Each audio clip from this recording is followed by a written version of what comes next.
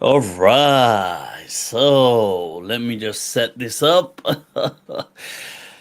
In alhamdulillah, first of all, audio check. Just bring this over here. Let you guys tune in. Just check. Bring up your comments. Just want to check that it's all. Right. So, people, can you guys hear me? Audio is fine. Look at that, King James, straight away. Allah, Allah, Allah. I like it. You know, it's karna padta hai. Right. So also, let me just see if there's a Facebook confirmation as well. All right. Awesome. Inna alhamdulillah wa kafah. والصلاة والسلام على رسوله المصطفى وعلى عباده الذين ارتضى ومن بهداهم اهتدى وبآثار أهل المدينة اقتفى وبعد فالسلام الله على القوم أهلا وسهلا بكم ومرحبا Hoan Leute, bienvenidos a todos, بخير راغلة خوش آمدید people, Sasriyakal, Kemcho, and Swagatam. So, what is going on, people? Let me bring this up whilst I let you guys tune in.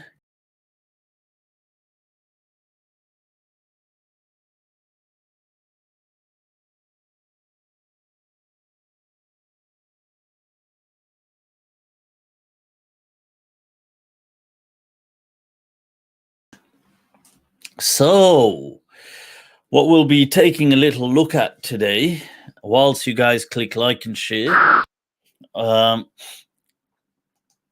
one opportunities. I want a nice. Yeah, one moment. I just realized this setting was slightly different. I wanted us to once again refresh our perspectives on opportunities. It's way too important. So I thought, chalo, let's do that. And since it's Rabi al-Awwal and it's been 12th of Rabi al-Awwal this week, and many people are speaking about the life of the Prophet sallallahu alaihi wasallam. So saying a few words on that as well in tonight's lesson. Right. And of course, I'll share the link and get you guys on, allow some live interactions, inshallah. I'm just going to, what is going on here? I'm getting distracted. Right. Whilst I'm doing this, guys, you know the drill. Like and share. Go for it. Spread the love, man. Spread the love. Don't spread the hate. Spread the love. Clear. All right. Ahlan wa sahlan. Fushi, you're doing it. Wasim Hussein. Wah, kya baat hai, Ustad. Marhaban. Right. We've got, all right. Scorpio, you're doing it. Ahlan wa sahlan. All right. Noor Hilal. All right. Shukran. Let me just check something with make sure the quality is going out okay.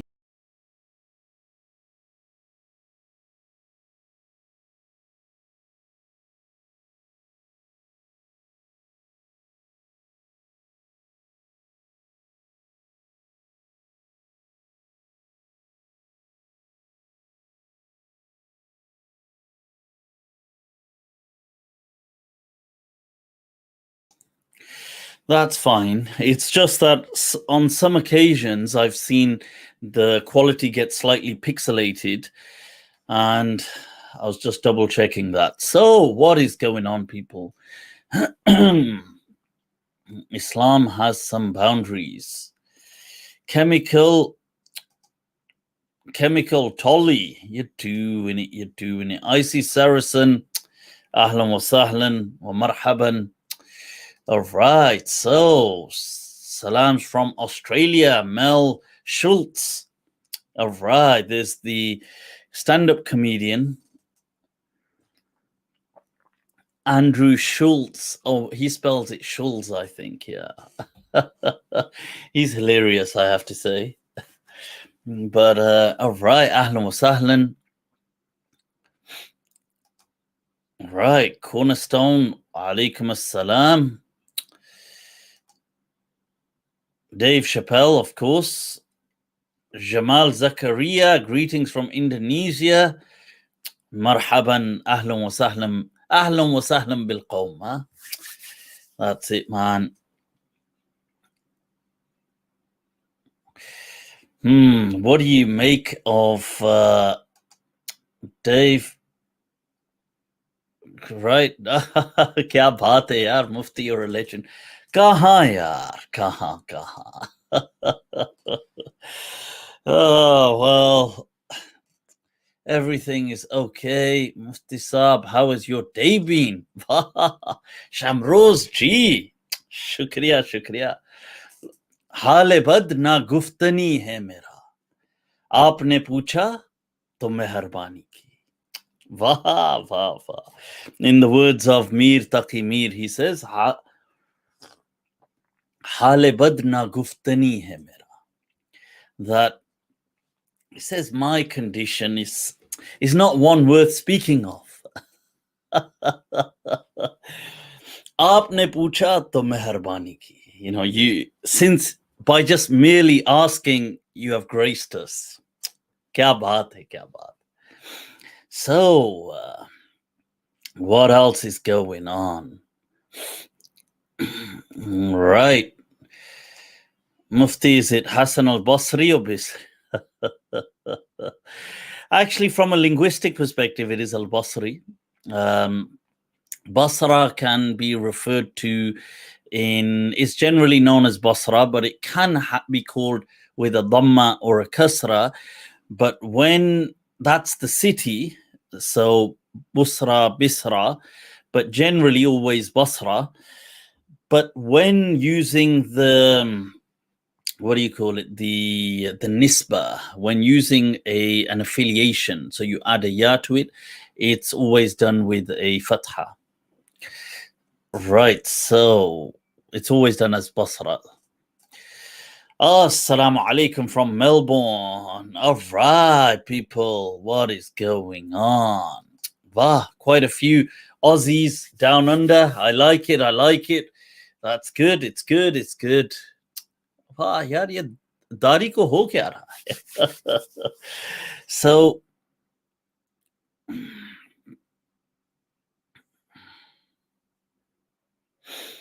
all right, so Morocco locked us out.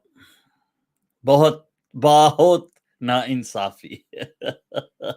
Bahut na insafi.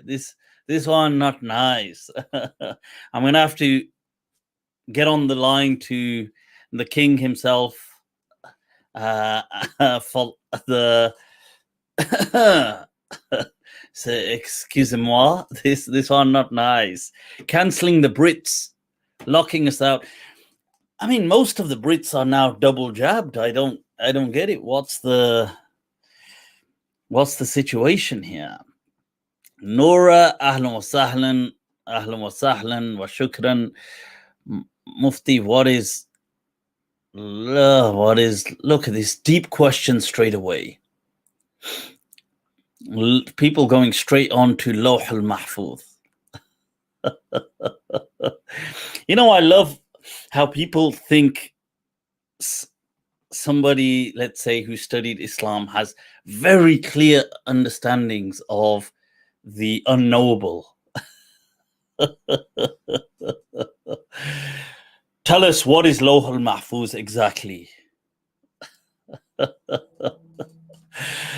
How precisely was it revealed?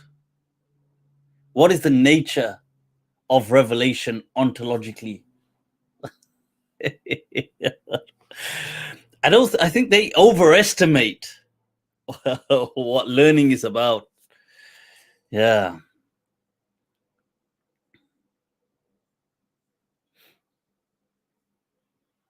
Mm-hmm. Mm-hmm. Daniel Manushari. Hope you're well. Shukran. Barakallahu feek. Naam. Estoy bien. Right, so. Right, what is going on, people? Yeah. Much of life isn't about. You see, this. Learning is epic. Learning has its own flavor. It has a chaska to it. Chaska, boss. Chaska. And it should have a chaska, this kind of like a buzz. And in that sense, one could say learning ilm is addictive. And it is. I must say, I would try at least every single day to learn something new. Every single day. I don't know, maybe there's been some days where I haven't, maybe, but almost every day I will learn something new. I will, and usually it may just be certain things are often we're learning things by coincidence or just incidentally. Sorry. So, for example, you might be going through social media, depending on the kind of pages you follow. If you're just following TikTok trends, then I doubt it. But maybe you're following other pages. Maybe you're following pages on physics, on science, on medicine, on breakthroughs, on positive news, not just not news in the sense of news is terrible. On a side note, I'd advise everyone to keep your news, keep your learning of the news to a minimum. Don't be completely oblivious. Obviously, you have to be in the world in a participatory manner, but keep it somewhat limited, because the news sells by means of negativity and by means of shock and awe. That is the strategy for news to sell. So if you're going to put the news on, and the worst thing you could ever do to yourself, even the shaitan wouldn't be able to cause a gradual, like such damage to you on a daily basis as you would to yourself if you began your day with the news. It is the most terrible thing you could ever do, because you just, all you do is you absorb this negativity. You begin your day with such and such person got killed, such and such dead body was found, such and such stabbings took place, robberies happened, so many people died in some part of the world because of this disaster. This political turmoil is leading to incredible instability in a certain part of the world. The GDP is down.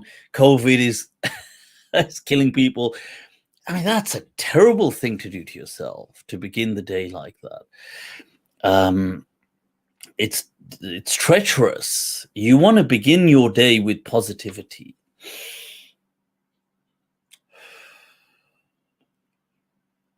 You want to begin it with something fresh, upbeat, something that, maybe reading something positive, maybe listening to something that is inspiring. You see, focus, humanity, compassion, love, blessings, positivity. You do your salah, maybe you do your wudu, you freshen up, cup of coffee, you smile the world in its face. Or smile at the world in its face. And that's how you want to begin. But keeping abreast with the news is fine, but not too much. I think no matter what time of the day. But if you are following general positive news, if I can call it positive news, like let's say breakthroughs, just facts, fascinating things, you're always learning. But that's not the kind of learning I'm talking about when I'm saying on a daily basis I learn. That kind of learning takes place, of course. I may be following certain pages. In fact, today there was something about Boris Johnson saying that he's looking to legalize or looking towards legalizing psilocybin from mushrooms, from sacred medicine, magic mushrooms, because of its benefits. And I shared it on my Insta story. Those that don't follow my Instagram, follow it, man. in this dunya, you must always be giving. See, giving is living, people. So, and I wrote that, it's only now that when these people legalize these useless governments, they're not all useless, but many of them, like Bojo, can be quite useless. When they legitimize something, only then will the blind have partial sight to see what God has hidden in his magnificent creation we refer to as nature. So people, but that's something my learning on a daily basis, and I advise you all, is investigative learning.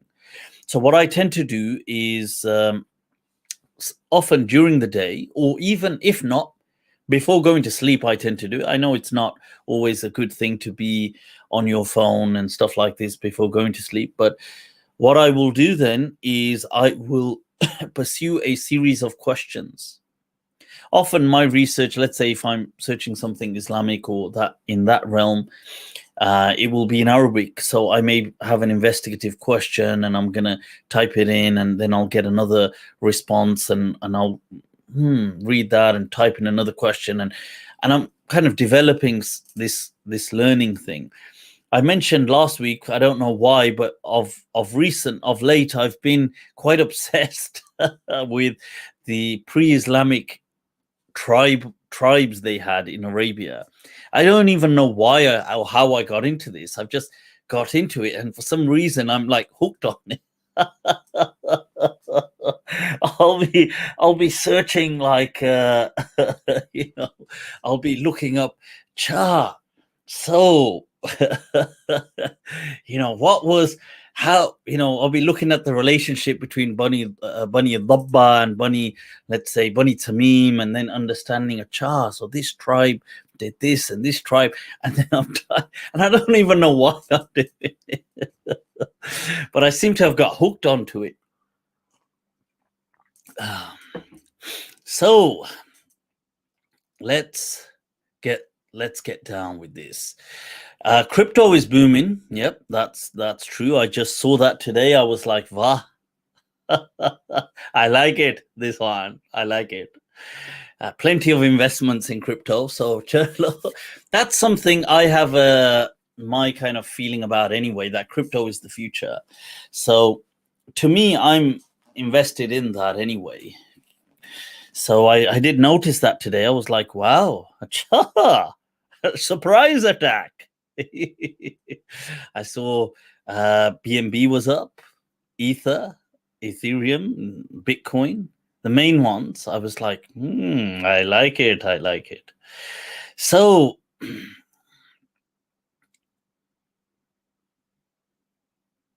Corvid. Yeah, I have a session on where I speak about the raven and crows. It's on YouTube, where I speak about the two sons of Adam and Allah mentioning the crow or the raven, and it's incredibly fascinating. They are, one of the most intelligent creatures that humans have studied. They have a unique capacity for facial recognition. They can recognize human faces. I mean, that they can recognize them with like immense accuracy. And it's just, wow, it's mind-boggling, the capacity and the qualities that ravens have. of recent times, they've become associated with negativity. People see them as bad luck and so on, but in historically, they weren't seen like that. They were seen positively, and they are quite unique creatures. And they have this if I'd like to call it a tradition, that where they mourn, or apparently perceptibly mourn, their dead. So the kind of the murder, they call them, a flock of crows is called a murder, right? So the murder kind of, they gather around the dead crow and they seem to kind of stand over it in almost like a kind of janaza, and they stand there for maybe 20 minutes or whatever it is, and they just mourn the dead, and they investigate how it died. They learn from that. Interesting. See, Allahu Akbar, the signs Allah has hidden for us in nature. We so much to learn from. Right. Well, I see Saracen. Shukran, much love for the super chat. Mufti, you think brown parents guilt trip their children without letting them reach their potential, e.g., forcing them to become doctors and not actors? Well, okay, there's several elements to that question. So first of all, do I think that they guilt trip them? Well, guilt tripping, unfortunately, is done by many Muslim parents. It's unfortunate, but it is the case. There's a lot of guilt tripping in many areas, not just, see, you've highlighted here education. Dare I say, with much embarrassment, that in the UK, the Muslim community is not one that prides itself on education. Neither is it one that pushes the children towards becoming doctors or engineers, or the typical, where you're thinking back about Pakistan or India, where people think like that. My son or my daughter will become a doctor, or they'll become, usually they just used to think son, but now some of them would probably think daughter as well. Here in the UK, in the US, I think it is like that, and in Canada. So, but in the UK, the Pakistani community here are unfortunately very sheltered from a horizon of education. So they don't really value education. Maybe the odd Muslims do, but they seem to be the exception to the rule.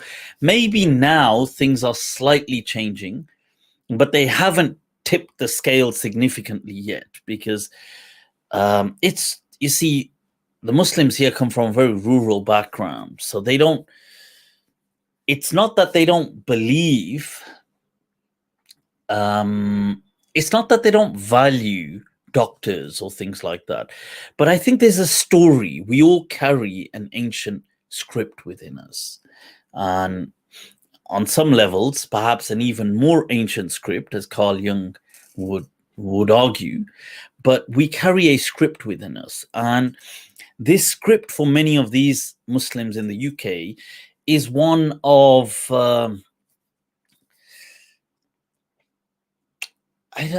like learned failure, that they don't believe they are capable of. They just don't believe that it's not, they don't see themselves in that image, and therefore it doesn't happen, and they don't push on education. I do accept now it is slightly changing with the next generation that are all born here. So some of their parents who are, so you've got the first generation who came over, the second generation who were born here, and now the third generation, and maybe in some cases there's some elements of the fourth generation. With them, it may be changing, but still, the guilt tripping thing, you're right. Potential. you do have to understand as well. I want to say a little point here. You have to understand that, look, parents or people that are older, they are looking at the world from their perspective. To be honest, I could kind of see why somebody would say, I can see why somebody would say, what on earth do you want to become an actor for? I'm just, this is just, you know, hard truths here. I'm just being honest. I can see that. If somebody said to me, oh, I want to become an actor, I'd think, because you see, you're looking at it from pragmatism and realism.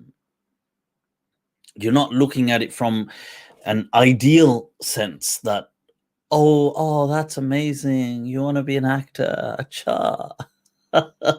You're looking at it like from, you know, this world, there's a lot more grit in reality. And where will that get this person in life? So you can see why many parents will be concerned. They are coming, they will be speaking from their own perspective and from a place of compassion towards the child's future. In some cases, they may be wrong. In some cases, they may not be, believe it or not. So it's true that, you see, the world has changed today. So there are many, in fact, even young people right now, by the time they mature, it would have changed again. So, but there are, you know, huge professions today which the elder generation can't understand. Like if you told them, oh, I want to do this, they'll think, well, what on earth is in that? How would you sustain a living? Well, you know, you can't explain a lot of these things to them. Even, let's say, crypto, how would you explain? I mean, you can try to explain, but you see, they're from a different world. So there's many points where they will miss the mark. And you are right. You know, you have to sometimes, you know, if you follow your dreams or if you follow your thinking mind, and it will get you somewhere. But there are some, you know, they are on certain points as well. We have to, you see, we have to be careful. Remember the Nietzschean law that, or if we can call it the law, that when you fight monsters, you should beware lest you become a monster. That when fighting this mentality of this judgmental mentality, let's not become judgmental. It's true. If there's many things, if a person just said, I'm doing it for the sake of my passion, you have to worry for them that this passion is not going to feed you. So you have to be slightly creative. But on the emotional guilt thing, I would say that it's important to highlight there's a lot of that when it comes to Muslims and relationships. A lot of that. In fact, it's not a lot. It's like an ocean worth. They just pour this emotional guilt into marrying their kids to place where it totally does not, it's not a suitable fit. It's a disaster. And I don't know, you see, you see what it is, to the older community, everybody is basing life on their own experiences. So when what they come from, they may have been born and raised in Pakistan, let's say, or India or Bangladesh or Egypt or, you know, the Middle East. So, and especially the desi community, you see, back then what would happen is a young person is now dossing around too much. So what's the solution? What's the solution, people? Tell me. So your son is, let's say, he's loitering around, you know, chilling out too much. He's just playing cricket all day. He's just going for these walks with his friends and coming back at evening. So they say, yaar, bigar gaya hai. This kid's, he's become spoiled, in their version of spoiled. So what's the solution? You got it. Marry him off. They say, You see, with responsibility comes maturity. Now, in some way, in their setting and their environment, that kind of worked back then. So you take a rural setting. So let's say somebody lives in a village and they've got crops to look after, or, some people work on crops, or they've got some animals, and let's say his family look after them, but he's just chilling out with his friends, not really doing it. And there's not much you can do in a village, but he's not taking things that seriously. And all of a sudden he's married. So now it's like, well, when he's leaving home in the morning, they'll be like, well, and the wife will be like, I need A, B, and C. And then he'll be like, oh, damn, I got to get this as well. I got to get that. And then he's like, oh my God, he gets, she may say, well, for food, make sure you remember to bring this. He's like, oh yes, I got to get that. And damn, I got to get logwood, and, I got to get, got to make the fire, get that sorted. And, oh, I forgot all about this yesterday. I better set off earlier today because this happened. And then a child comes along the way and they're like, oh my God, now the child needs this. And these concerns and worries do mature a person, because once that kind of responsibility, the person no longer is the same person 2 years ago, just loitering around. They've got all this, oh no, I better bring this home, I better do that, So in their environment, this worked. You go back 40 years, this worked. You go back 30 years in Pakistan, in the village, this was working. So what's happened is the parents then, they migrate that that concept to the UK or to the US or to Europe.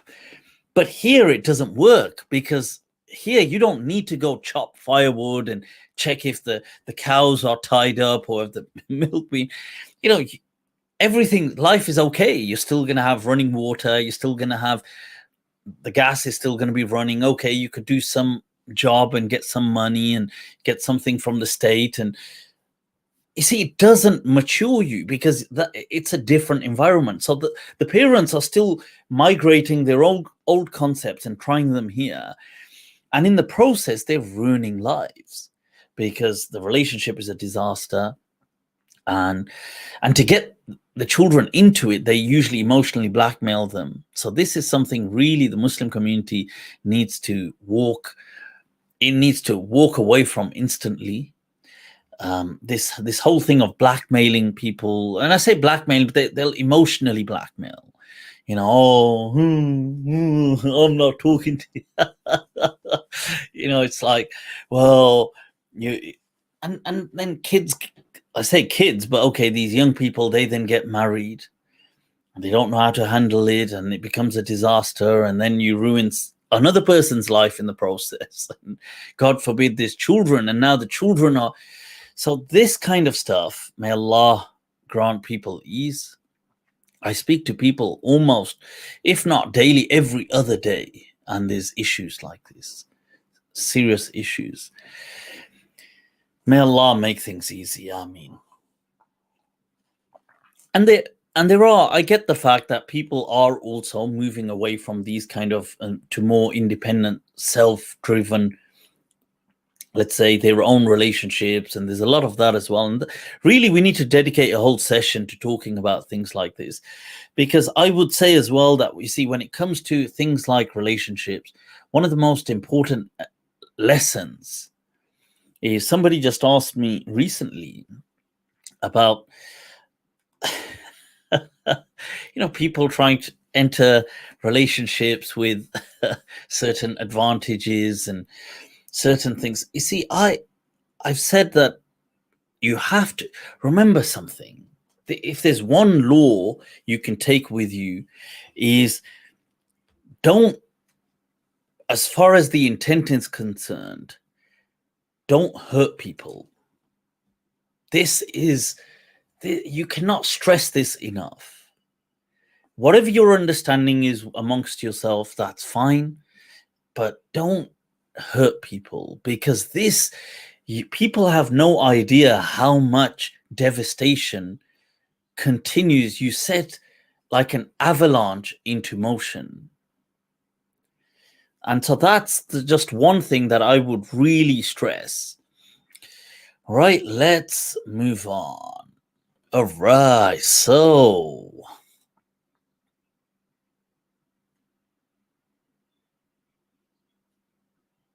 look at this. We've got talk about DMT already.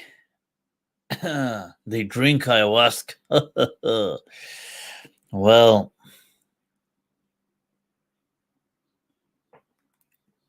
of course, relationships, marriages, these things, people enter them as, you see, there should be clear understanding. Doesn't matter what, you see, people, everyone's different. So people will have different, they will be coming from a different perspective, and everybody may have strengths and weaknesses. But, and I'm not saying a person needs to be in, say, these are all my weaknesses. You don't need to list them like that. Just insult yourself for free. I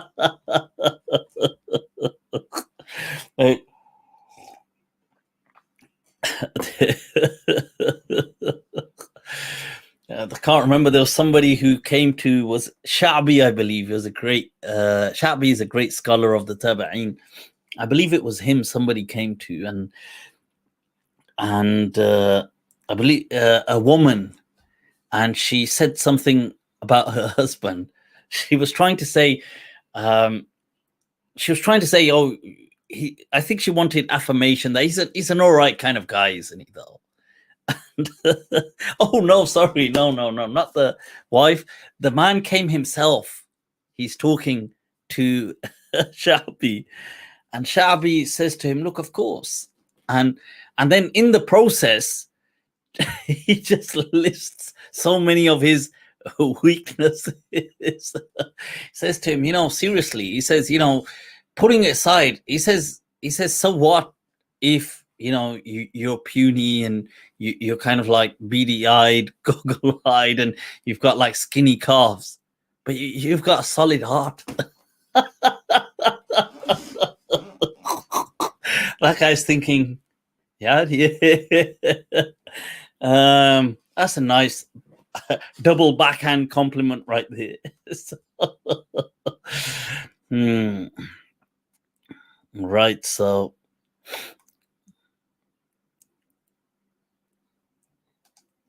please tell us about your 5M.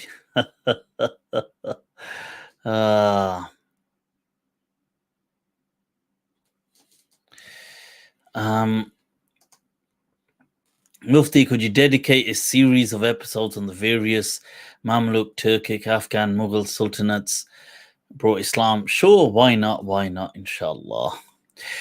Right, so leg day, yep, definitely very important. Right, people, let's take a look at some of the durus today, and then what I'm going to do is share out the link, and we can get a few of you on, and then we can maybe move on with tonight's session. Some of you take a rest. Aram bhi zaruri hai, yaar.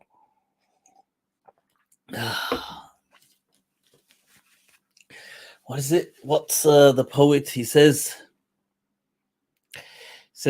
बहुत गहरी उदासी के सिवा, अब बहुत गहरी उदासी के सिवा, हम जिससे मिलते हैं कम मिलते हैं. That's a dukhi atma, like a troubled soul. He says, putting aside a deep, profound melancholy, apart from that, whoever else we meet, it's often only brief and seldom. Meaning this is what we often meet. Right. Mufti, remember my super chat? The super chat. Did I miss a super chat? Let me see. Ibn Farnas, you do, and due to shorter days and works, if we miss Dhuhr, Asr, Maghrib, what is the manner to pray? Qaza, Qada. Inshallah, looking forward to book club end of the month. Shukran, Ibn Farnas. Much love for the super chat. Those of you that don't know, Ibn Farnas was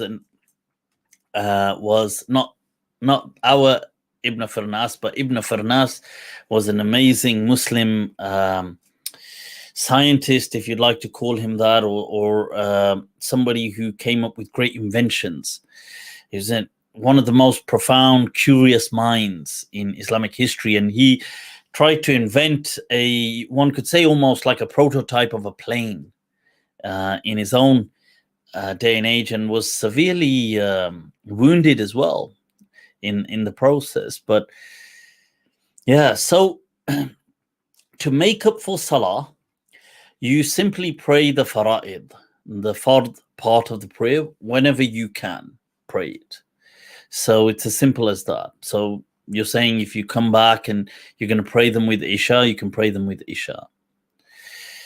Okay, guys, I wanted to share once again as a discussion that I have had previously, and it's about opportunities. And it's just looking at a surah that may not immediately leap at you on the topic of opportunities, but it's all about perspective. You see, we could take a look at Surah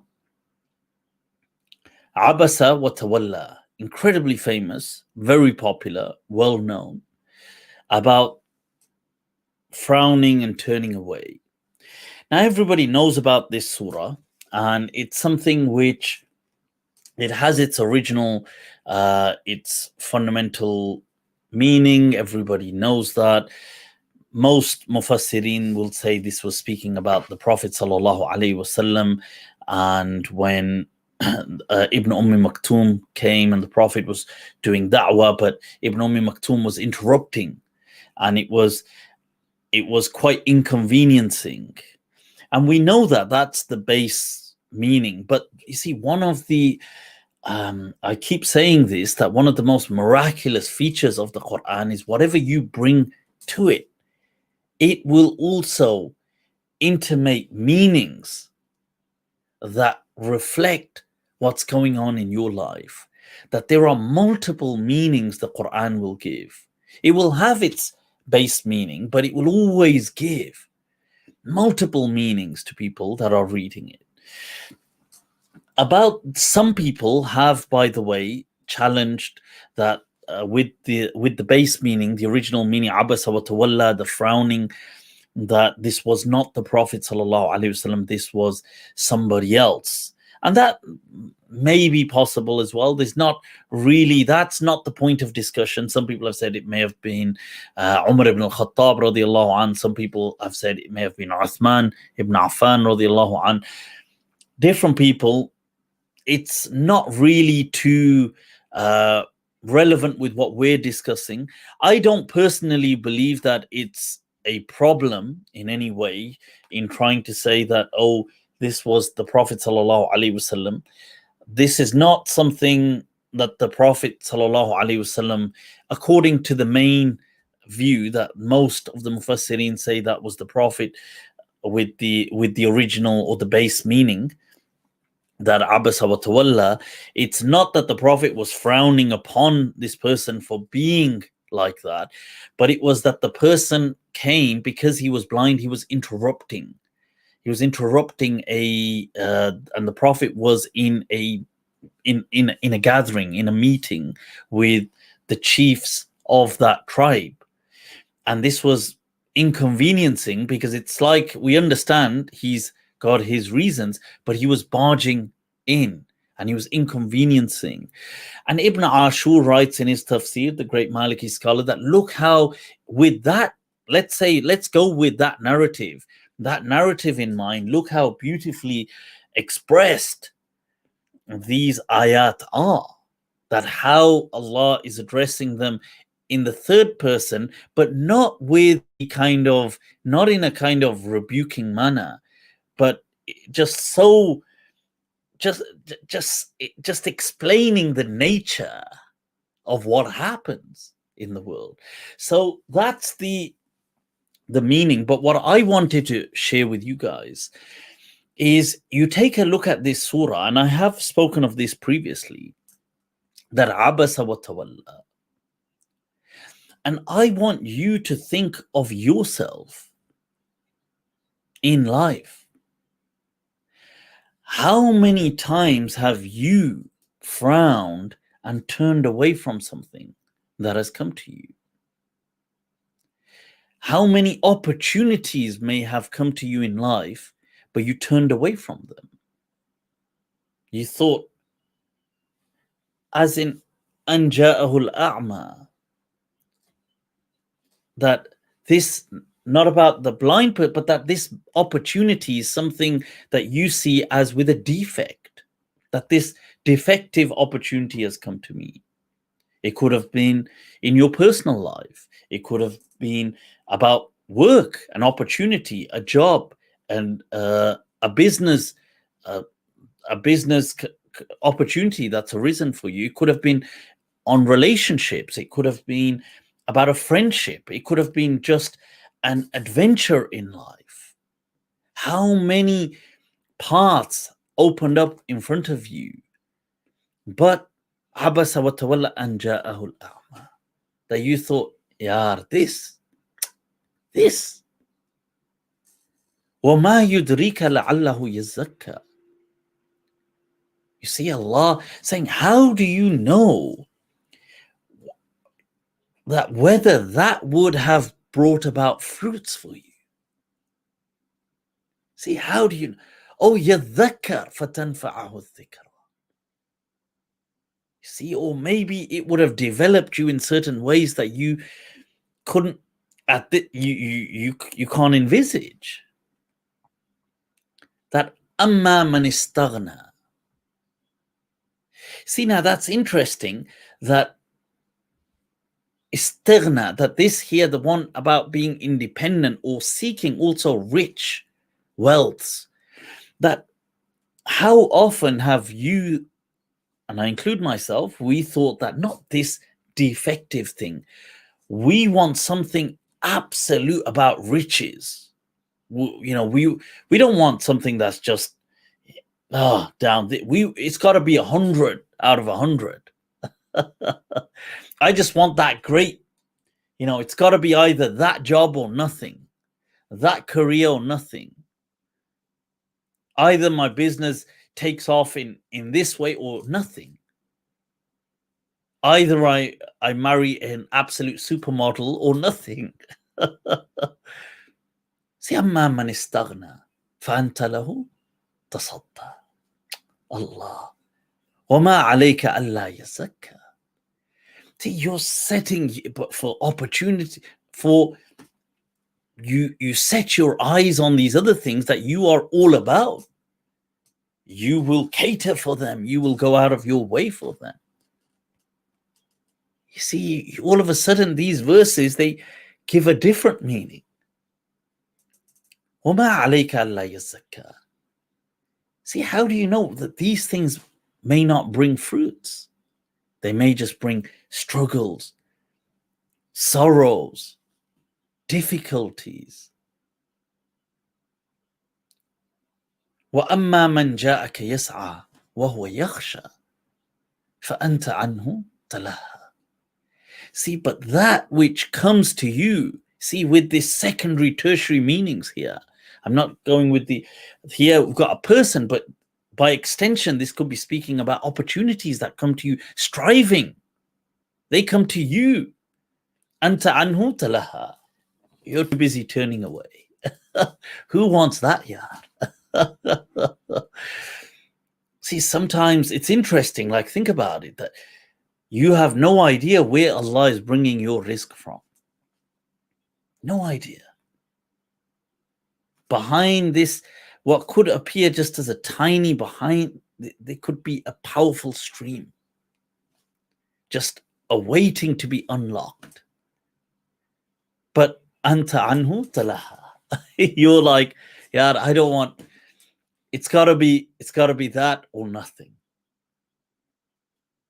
Kalla innaha تذكرة فمن شاء ذكره. Allah. It's so often we have to understand that in life, Allah may hide, almost like gift wrap, countless opportunities, countless blessings, maybe sometimes gift wrapped in something that just appears mediocre, or it appears with somewhat of a little struggle to it. I've got to get up and do this. I've got to learn that. I've got to, put a bit of effort into this. But that's just the gift wrap. That maybe Allah has hidden in that great blessings for us. And in there's a poem by Mutanabbi where he says, he's actually speaking about the calamities of a people, but he's speaking about how even in that there are opportunities for other people. He says, "Masaibu qawmin 'inda qawmin fawaidu." He says the calamities of a certain people are just benefits to another people. So it is often just about perspective, and it's so important to always remind ourselves, maybe something difficult is going on in our lives, and we have to just pick ourselves up, just keep going, look out for these little things. But yeah, I wanted to share that.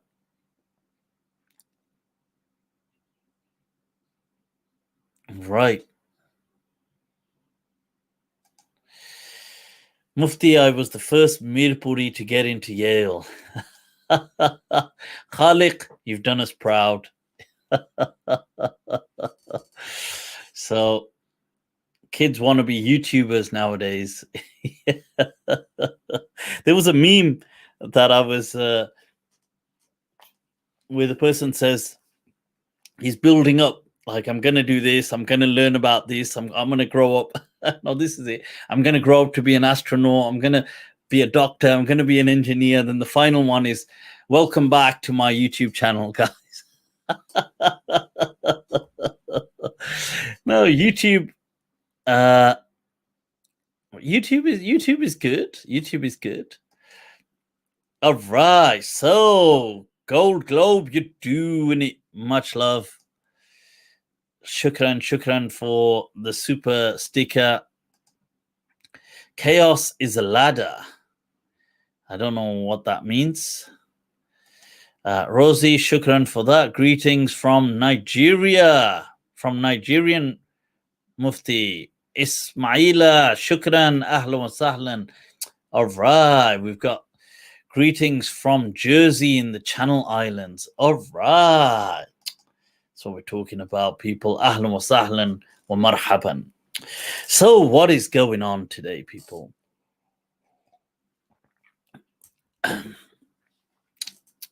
So my most favorite. Shukran, Uneza ji. Shukran. All right. Is the live paused? I hope not. So let's move on to, I want to share as well, since it was Rabi al-Awwal and people were speaking about the seerah. And this is for, by the way, I saw this quote. This is a quote I've shared previously by Jalaluddin al-Rumi, that as you start to walk on the path or the way appears, that this is something which, once again, it was about opportunities. If people are feeling ever down, don't worry about it. Just trust the process. Right.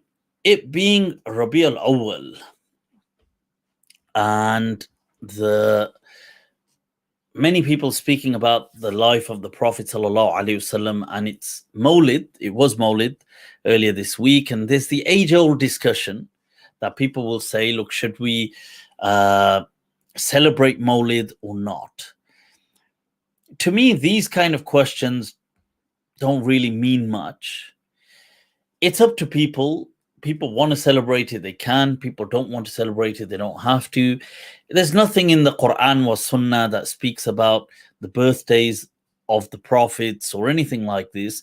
And this was a practice that began in it began in the Abbasid era around the 5th century. Some people say it began of Islam, so about 400-500 years after the Prophet. Some people say it began in the 4th century with the Fatimids dynasty. Either way, it's something that wasn't there in early Islam. It is an innovation, but the question is it bothersome? Is it harmful to do? Is it an issue in Islam if people do it? I would say, look, there's a difference of opinion on it. People have disagreed. Mainly the Shafi'iyya seem to be quite lenient about it. The Hanafiya seem to be quite lenient about it. The early Malikiyya would have been against it. They were against all innovations. Imam Malik was very strict against innovations, and some of the Hanabila were against it. But later Malikis were also quite relaxed on these issues, and they felt, look, and that's what I go with as well, that look, it's not these things, there's a difference of opinion. It's not an issue. If you want to do it, if you find yourself doing it, you want to do it, you're coming from a place of love for the Prophet sallallahu alaihi wasallam, which is the most important thing, and that's what matters. You can do it. If you don't want to do it, then you don't need to do it. You don't need to be pressured to feel that, and nobody should be shaming people that don't do it. It's not, you see, this is about those who are doing it. It's about love for the Prophet sallallahu alaihi wasallam. It's not about causing harm to people or hurt.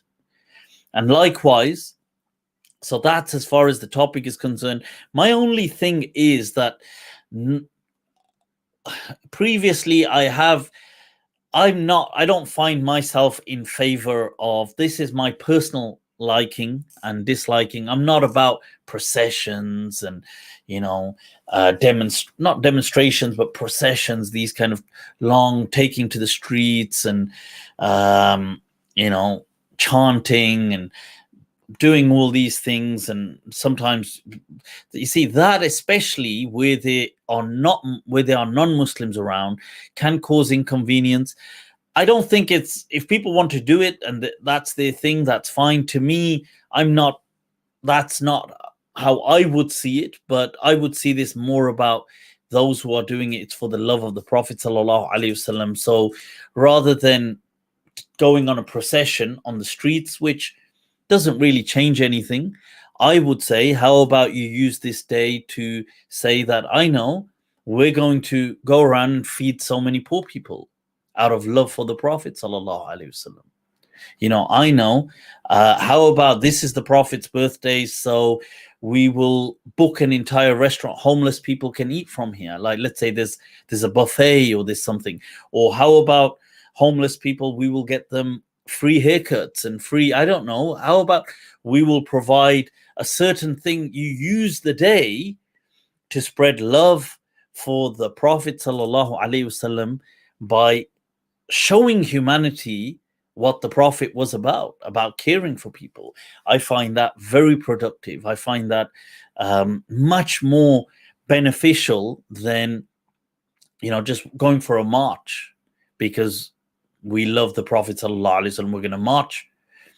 I mean, it's neither here, it doesn't really do anything to humanity. People will see you. To be honest, nowadays, people say we create awareness of Islam. To be honest, everybody knows about Islam. I don't mean they know about it in its right way, but they know it exists. So that's how I would see it, as if the opportunity is seized to do something beneficial that people will be like, wow, you helped the needy. On this day, we're gonna go to orphans. We'll have something set up for orphans. We will set something up with palliative care people or foundations like Make-A-Wish Foundation or things like this, where they've got people that are with terminal illnesses dying. We're going to do something for them out of love for the Prophet sallallahu alaihi wasallam, who taught us to love people. See, now that's something that I'm 1000% behind. There was something I saw once, I mentioned it, about Muharram and what the Shia have, and I saw a campaign one. It was online a little while back, that, you know, in Muharram, where the Shia, some of the Shia beat themselves, and there was some Shia campaign saying that don't do that, but let's use these days to donate blood. So, you know, you want to lose blood, why don't we use this in the name of Hussein radiallahu an to give blood? And I thought to myself that, wow, what a profound and beautiful, like, compassionate thought. Because ultimately these are the things. I'm not saying everybody, you can give blood on any day, I'm not saying it needs to, but here was a group that of the Shia that saw what the Shia were doing, and they were obviously sacrificing their own blood in commemoration for Sayyidina Hussein radiallahu an. So they said, well, let's give it a compassionate spin where we can help someone with this blood. And I just thought, wow, really, honestly, I thought that is something. That is the path. This thing, you see, it's the mindset. So yeah, that's my thoughts on that.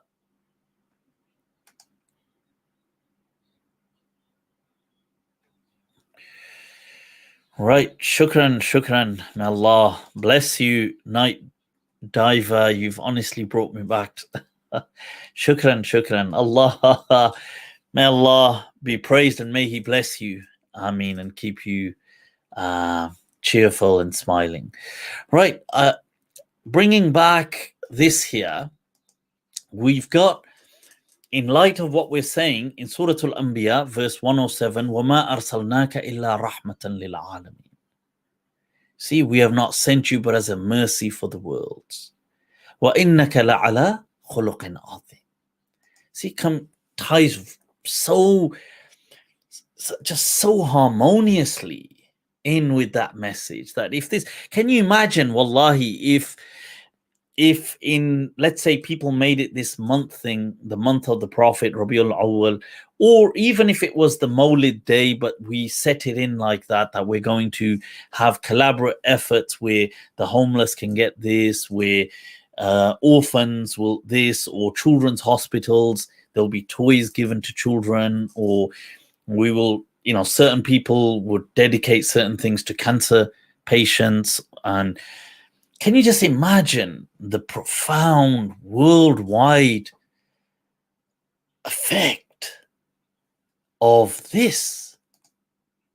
وَمَا أَرْسَلْنَاكَ إِلَّا رَحْمَةً لِلْعَالَمِينَ. Allah. So true. Because this is it. This is it, people. Honestly,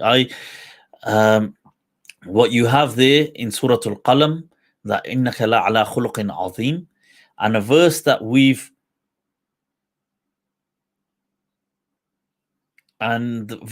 covered previously as well, but just to tie that in as well, فَبِمَا رَحْمَةٍ مِّنَ اللَّهِ لِنْتَ لَهُمْ وَلَوْ كُنْتَ فَضًّا غَلِيظَ الْقَلْبِ لَانفَضُّوا مِنْ حَوْلِكَ.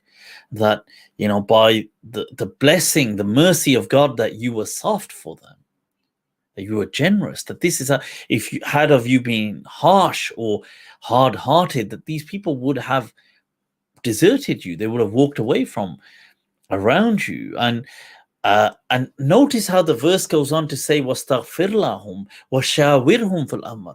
Consult these people. And it also reminds all believers at the end of this verse, فَإِذَا عَزَمْتَ فَتَوَكَّلْ عَلَى اللَّهِ. See, but have resolute determination, have something about you.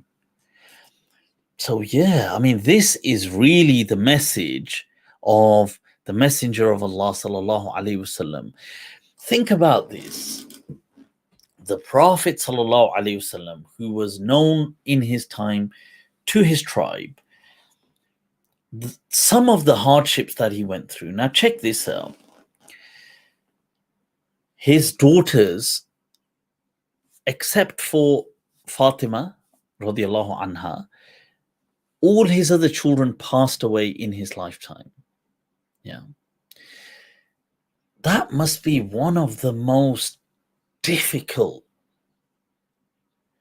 one of the most heart-crushing experiences any individual can go through, that a parent has to see the loss of a child. And you have children who are small, infants, and in certain times, in certain eras, there was a higher infant mortality rate. But imagine your fully grown children who are now adults, the Prophet's daughters, Zainab radiallahu anha, the eldest of his daughters, Ruqayya radiallahu anha, Kulthum radiallahu anha. They die in their they're in their 20s to Zainab was maybe about 30 when she passes away, radiallahu anha. They've lived these colorful lives in front of you. And when they die, Zainab, she is wounded on as she migrates from Mecca to Medina. They chase her and they try, I mean, they don't try to kill her, but they try to injure her and just to kind of teach her a lesson or to scare her. And she's pregnant at the time, according to many narrations, and has a miscarriage. But the wounds that she sustains, from that miscarriage as well, she remains in an unhealthy state, and it deteriorates and eventually dies from it. And the conditions and people were, so you have Zainab dies, Ruqayya gets ill and dies, Kulthum gets ill and dies, and the kuffar, they taunt the Prophet sallallahu alaihi wasallam. They taunt him over this, let alone some who cause Zainab to miscarry. But okay, she doesn't die there, the child dies, but she goes on and the other is ill, but they taunt him. And when they do die, they laugh at this in the Prophet's face, that see what misery this da'wah has brought you, because, had of you not messed with us, we wouldn't have done this, we wouldn't have done that. Just look at that. Can you imagine any person, and this is a parent losing his, and then grown children who are adults who've lived a life, and then she's pregnant, she loses the child, and then she herself dies. Tragedy upon tragedy. And yet, when the Prophet was given the upper hand at Fathu Makkah, he showed mercy. It wasn't about a person. It wasn't about, the Prophet didn't come with this, it's about me. It's about my grievances. It's about, I need to take revenge. The Prophet bore it on his heart, and he took it. These people that insulted them, that laughed at the deaths, that the Prophet sallallahu alaihi wasallam, you see, he was rahmatun lil alameen. So he was there even when it would hurt him. He was still rahmatun lil alameen. That, sallallahu alaihi wasallam. See, that is the character that people fell in love with. because it's not in the heat of things, it's when the heat dissipates. And people see that, you see, being powerless is nothing, but when people have power, that's when you see the true qualities.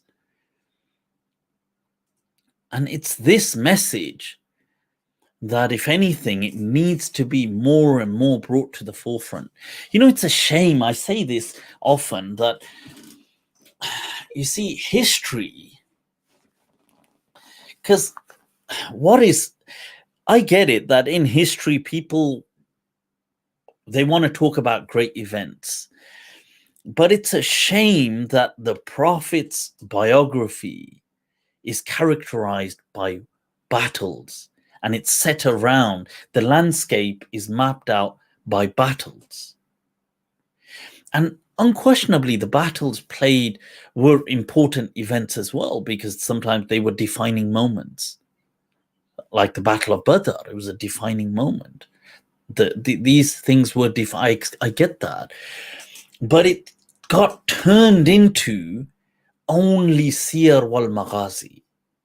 And it's like Imam Ahmad said, and many, that most of these maghazi la asla lah. He said 3 genres have no foundation. That the maghazi, tafsir, and fitan, you know, the apocalyptic genre, and tafsir and maghazi, these battles. In fact, many tabi'een, they say some tabi'een would sit down and narrate these maghazi, the battles, with such detail that the companions used to think, oh wow, we didn't even know that. And I get it, people may have been doing it from a place of love, because they are, you know, they lived in that culture. It was a kind of warrior culture, and it brought people's attention. I get that, and I'm not against that, because you see, each thing for its day and age, and in the environment that the Prophet was in, and that which came after him, or immediately after him, was still part of his environment, was a very kind of like a warrior culture. They were very, as an just some kind of an approximation to give you, it's like a bit like the Viking culture. It was just something based on raiding hordes and raiding tribes and things like this. So I get it, they would do that because it would draw the attention of people. But it's a shame that the seerah in time to come became characterized by that. Because really, I mean, just think if the seerah was characterized by these other events. It could have been, and it should have been. That with an incident, the Prophet is putting up with torture, but repaying it with compassion. The Prophet's an incident of his marriage, an incident of his children and some rite of passage, an incident of where the Prophet sat with his companions on a particular point, and they laughed all evening long, and it was an incredibly memorable, nostalgic event. You see, it could be characterized by anything. If only they'd characterized it with these these kind of more humane, these kind of more real life situations. And I get it, in their day and age, this may have been too, you know what, we want to hear about battles. But yeah, but we shouldn't let that today influence us. Yeah. So, okay. Mufti Muhammad Imran. All right. Big fan from Barakallahu feek. Barakallahu feek. By the way, modern people enjoy explosive action war movies. It's true. I get it. But you see, you're right, Rohim. That is true, but it causes a lot of damage. It causes a lot of damage. Claire, you're absolutely right. It's a mindset. It's just it damages the seerah because, see, we're speaking about the Prophet of God, not about a general or a commander of an army, or it's not a military, but it ends up becoming delivered like that.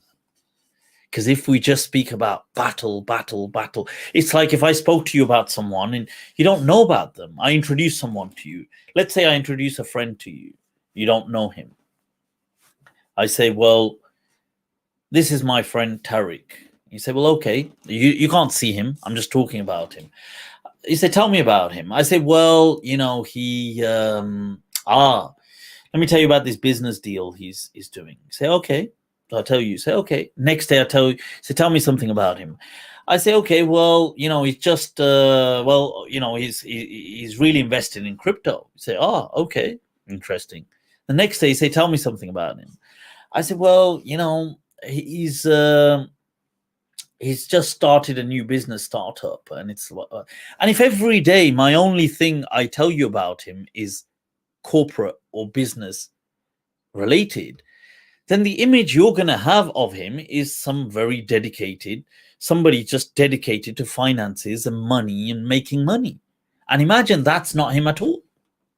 Just because he's done those things, he's actually totally chilled. The crypto, he just got something on his phone and he checks it now and then, and he's lucky with his investments. And yes, he's been to 1-2 business meetings, but he spends most of his time with his, let's say, with his kids and his pets, and he spends he actually is involved in helping homeless people, and he's got a charitable organization, and he actually is often with his wife, spending time, and he loves reading and he loves poetry, and but I don't mention these things to you. I just, every time the highlights, whenever I speak about him, I speak about, well, he made a lot of money out of this business deal. And you say, well, okay. You see, so it's how we carve the story. It's not that the things ain't true, but it's how we put it into perspective. Right. Okay, let's move on. What I'll do is I'll share the link shortly and get you guys on. Mufti, love you with all my heart. Love you too, yaar. Love you too. What's this? What are you saying? Oh, you missed the masala segments. I'm sure you do. I'm sure you do.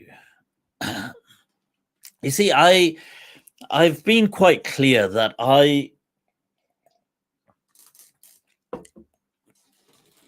where I am in life, I'm not interested. I don't know, the space I'm in right now, I don't find myself wanting to entertain what I feel are shallow people. I want to help people who have some substance to them, and I want to deliver some substance to them in the process. That's what I want to do. You see, I found that I was going on a conveyor belt, just as we all are in life.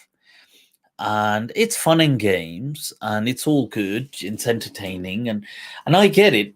And I was having, let's say, several people coming my way because they may find me funny, they may find me entertaining, they may find, I don't know, maybe me charismatic or something. But really, it's just for the entertainment and the banter and the humor. But these people, they don't bring any, they're not people of substance. They're just, many of them were just time wasters. And And that's okay, I guess, for a little while. You do that, but it's not constructive. It's not actually part of any legacy. Many of those people themselves don't necessarily value me. They don't. They probably just find me funny or just find me entertaining, but they don't value me. They don't value my message. They don't value my teachings. They don't value even me. So it's not, you see, so I don't know, like, I feel that when one of the best things I could have done was taken some time out from social media. And then I went through an entire kind of process myself, enhancing my own psychic development of the psyche, of consciousness, of my spiritual development, my own mental development. And I feel that was one of the best things I could have done, taken that time out, because it made me evaluate that, look, where do I want to be? What legacy do I want? How do I really want this? There's all these people, but they're just like, كغثاء البحر. It's like foam, froth on the sea. They don't mean anything. They're not even people that mean anything to me. They don't, let's just be honest.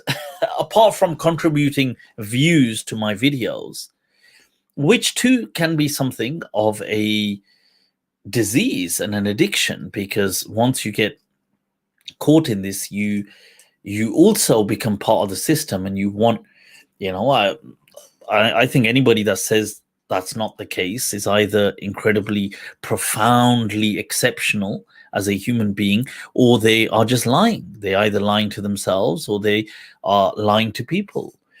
That the system is such that it's addictive. Let's be honest, it is. You get into something, you get people that put things up on social media, they get addicted to the likes, addicted to the views. It's don't flatter yourself in thinking these platforms spend a ridiculous amount of money bringing in the best minds to make sure it works that way, that you are addicted. So don't think, and I'm no exception. I would have been addicted as well. I would have been, maybe some people are less than others, I get that, but we're all on the spectrum.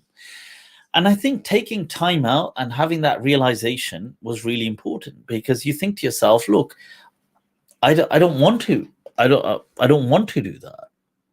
I don't want to just have people that are just like the froth. They don't mean anything. They don't value anything I have to do. And rather than that, I could be helping some people who do value me, who do value this message, who actually can take something away from this. So yeah, that's my thoughts on that. Mercy D Law, shukran, much love for the super chat. Mercy, you're doing it, yeah, you're doing it. Right, Muhammad Hassan, shukran for the super chat. Muhammad, thoughts on working for a company that makes software used in loans, but not a loan company itself? Yeah, I mean, there's nothing wrong with that. You see, you have to understand that, first of all, I mean, in this particular scenario, that you're not dealing with the loans in and of themselves to start off with. Secondly, you have to understand that, look, these companies are not, you see, in Islam, well, okay, there's a difference of opinion, but generally speaking, many of the madhabs, including the Hanafiya, especially the Hanafiya, including the Malikiya, including, you will have other ulama in there as well, that you see the non-Muslims are not addressed by the Sharia. The Sharia غير مخاطبين بالفروع. With the Sharia, the Sharia does not ask non-Muslims to pray. It does not ask non-Muslims to eat halal. It does not ask non-Muslims to not do riba. These laws are only for Muslims. They are not addressed with the fiqhi rulings of Islam. So that's important to understand that. So this is why Ibn Ashur in his tafsir, if you read under the section, and he's the great Maliki legend of the 20th century, his tafsir is 30 volumes. In his Tahrir wa Tanweer, I believe it's under the, I think it's under the verse of being of Birrul Walidain, but you can search it. It'll come up on a Google search if you type it in, and it'll give you the reference, and then you can read it in the actual tafsir. That he speaks about how the child has, and this is a child as an adult, must has a sense of duty towards the parent to take care of them, to help them financially, emotionally, all of these things. But he discusses that what if the what if the parents are non-Muslim? So of course you still have that duty of care towards them. And he says, well, what if they drink alcohol? And should you support them to bring, because should you financially support them? And he says, yes, if that's what if they need money and that's what I don't mean as an alcoholic person, because that's obviously a health issue, but if this is what they have, and they need money because this is their weekly shopping list, and it has wine. He says that in his tafsir that, well, they are your parents and they are not Muslim, so they can drink wine. There's nothing wrong with that. You can't say to them that, oh, why you drink it? They're not Muslim. So he says you support them, and this is why there's a fatwa that what if they need you to take them to their place of worship? And the ruling that the ulama give, you take them to their place of worship. Okay, you don't have to go in and start praying, but you can take them there. This is why when Imam Malik was asked about marrying Christians, and people often quote Imam Malik saying, oh, but Imam Malik didn't like Muslims to marry Christian women and so on. But they don't finish the sentence. They don't finish the paragraph. Why? Because Imam Malik and Imam Ahmad said the same thing. That Imam Malik says in his fatwa, it's in the Mudawwana, that he says that they are allowed to eat pork, to drink wine, and he says that you cannot stop the wife from having wine at home, you cannot stop her from having pork at home, because her faith allows it. And it's wrong, and they say it's wrong for the man to forcibly stop her, because it's her freedom. Now check that out. 1200 years ago, would you imagine that? Would you imagine that Imam Malik would be, where he has this absolute authority, would be, people picture this kind of chest thumping, this dominance of Islam, we're going to force, you can't have wine in my house, alcohol. Says no. Says if she's a Christian, she has wine. It is haram for you to stop her, because it's her haqq in her religion, and it was your choice to marry her. You weren't forced. You can't impose. Now, this comes back to, when people get married, they have sometimes ridiculous conditions. Oh, under my roof, you can't be working, you can't be doing this, you can't be doing that.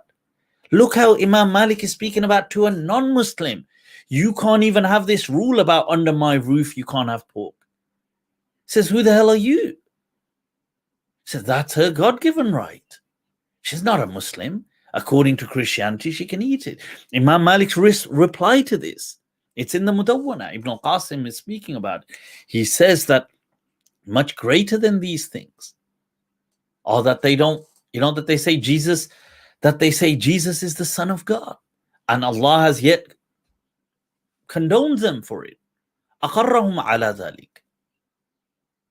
Allah still says that's fine. They're people of the book. You can eat their meat. You can marry. But they are saying Jesus is the Son of God, but still. So Imam Malik says, if they have been condoned on that, then who are you about pork? And this is why Imam Malik disliked the marriages, because he says, but they don't finish the remaining. They just quote this part often in saying, look, Imam Malik disliked this, that, yeah, you shouldn't marry people from the other faith. But they don't, he never said it's haram, he discouraged it, but then they don't read the rest of why, because he said they had the right to have all their freedoms. And he says, Imam Malik goes on, he doesn't stop there. He says, if the mother eats pork, then that's what she cooks at home, then the children will eat pork. Because most of the time, the children will be at home with, especially in that day and age, with the mother. And he said, if she has wine at home, then maybe the children will grow up drinking wine. And this is where Imam Ahmad was asked that, can you prevent them from having the crucifix displayed in your house? Imam Ahmad said, no, it's haram for you to forcibly stop her. That you can't stop her. So check this out. She's set up a crucifix in your house. And got pork and got wine and in the fridge, and this was the fatwa of these ulama back then. But nobody studies the madhabs. People today, they don't know this traditional fiqh. So this was the tolerance.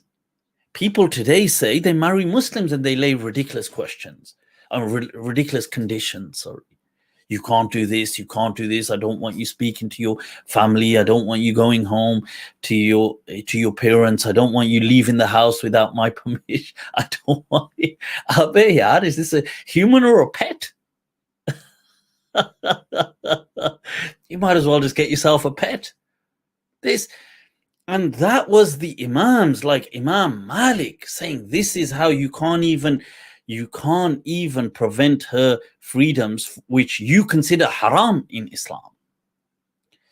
So this is what, wallahi, there's so much to learn from this deen in its tradition, about compassion, about mutual understanding, and also understanding that faith and its rulings are really about you, about taking them and applying them, not about imposing them on others. It's a personal relationship. That something is haram, excellent, don't do it. You're like, yeah, but I don't want him to do it, I don't want her. No. You don't do it. Person's like, yeah, but they shouldn't be. Relax. Relájate. Cálmate. You don't do it. See, this is the nafs, the ego. The ego craves, no, it wants to use this for power. I want to tell other people off. No, relax. You simply don't do it. People say, oh my God, is having a beard in a particular way, is this haram? Is this, do you believe there's a difference of opinion? Do you believe it's haram? You believe it's haram? Don't do it. So yeah, but so, no. Then don't do it. Music. Why are they listening to music? The music is haram. Well, there's a difference of opinion. Some people have said it's not haram. Do you believe it's haram? You believe it's haram? Don't listen to it. But they should. No. You don't listen to it. See, Islam, it's about applying, not about imposing. So that's an important thing to always keep with us. Right, I'm going to share the Azamat, you're doing it. Much love with the super chat. Shukran.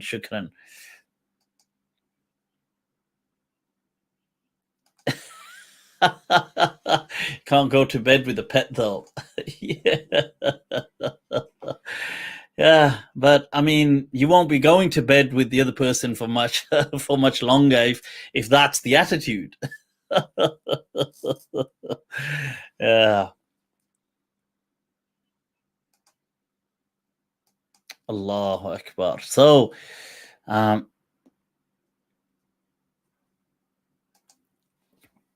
wish there were more masjids that would facilitate marriages instead forcing us singles to go online. Yeah, I mean, I don't know if online is a bad thing.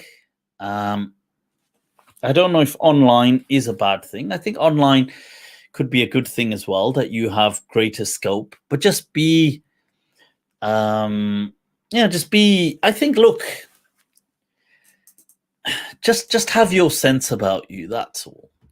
And people need to be a bit more natural, and they need to kind of, yeah, I don't know. You see, I think relationships is an issue for everyone. It's not just an issue for Muslims, it's an issue everywhere in the entire world, especially the developed world. And especially for Muslims, we've got our added special spices to make things that bit more complicated. I read this quote, actually. It's definitely worth sharing. That it said that many men will make money, will want money because it attracts women. Unquestionably, there's an element of truth to that. It said that many men will chase money because it brings them women. But then they will call a woman that comes to them for money a gold digger. And it said, and many women will just focus on the physical sexual allure in just dressing incredibly seductively, or having all these, just a mesmerizing sexual outlook. But because it will attract men, but then will accuse men of just objectifying them when they are attracted.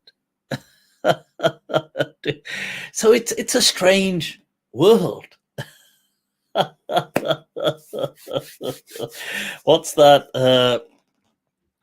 जुनू का नाम खिरद, खिरद का जुनू रख दिया, जो चाहे आपका करिश्मा साज करे. Yeah, so it's just a poem about insanity has been called intellect, and intellect insanity. That basically whosoever wants does as they please. But yeah. But online, I think, is not necessarily a bad thing. It is a struggle, though, I think, for people everywhere. And I've said this before, I feel that, if I can just be honest, I feel that men don't really mentally, emotionally, somewhat, from, if I can, I don't want to use the word spiritually, but from a sense of consciousness, or you can say spiritual, but people may misunderstand spiritual, you see. So that men don't really mature till at least, it probably begins in their mid-30s, especially Muslim men. Probably mid-30s. By the time they're about 40, I think they start to, the maturity is now, if it's going to happen, it's starting to happen, if it is. So some probably still don't, but I think a lot at that stage, they start to mature. The problem is, by that time, it's often too late, because they've caused, they've got devastation in their wake. They've got trails of disaster behind them. So that's often the case. Women, I think, mature much quicker. So, but probably, maybe by their, I don't know, mid-late 20s, they are maturing. Definitely by the time they're 30. But the point is that I don't think, you see, the problem is that the parallels are uneven, so uneven. So they will get married, people usually getting married, I don't know, mid-20s, late 20s. Let's say somebody is, I don't know, between 25 to 30 and they're getting married. Let's go in the middle, 27, 28. People are getting married. The guy is still not going to start maturing till at least another 8 to 10 years. That's just a brutal fact. Now that's a problem, because there's an element of time here, because it it's a crucial, indispensable element, ingredient. It can't. How do you do that? How can you cram in so much time now? Or they have to experience so much in life that they would experience in that quantity of time, qualitatively speaking, which isn't going to happen. So hence you have a lot of relationships, you have a lot of incompatibility going on, a lot of this immaturity. You have what are kind of like practice spouses, where the husband and the wife, this is their practice, this is a draft. So this will go horribly wrong. Then they might do another one that might go a bit wrong. Then by the third one, they're kind of on point now. You see, because this is the difference with non-Muslims, that they would have been through relationships openly, publicly from their teenagers. So they've been through several, they've kind of had all the practices. This is why non-Muslim men will probably mature probably by the 30, that they will be quite mature. But with Muslim men, especially living at home with their parents, they're quite coddled and quite the mum doing everything for them, the not having solitude, not having that moment to lose yourself and find yourself. This kind of stuff, I get it that it's still good. They're doing, parents doing things for you is wonderful. But what I'm saying is it doesn't allow you mentally to grow, because you need solitude. And until that doesn't happen, that usually happens once with Muslims, probably in their late 30s, they probably end up on their own again. May Allah make things easy for them. I mean, for all these people that are struggling in these relationships. But it is a human phenomenon, not just Muslim, but it's unfortunately worse with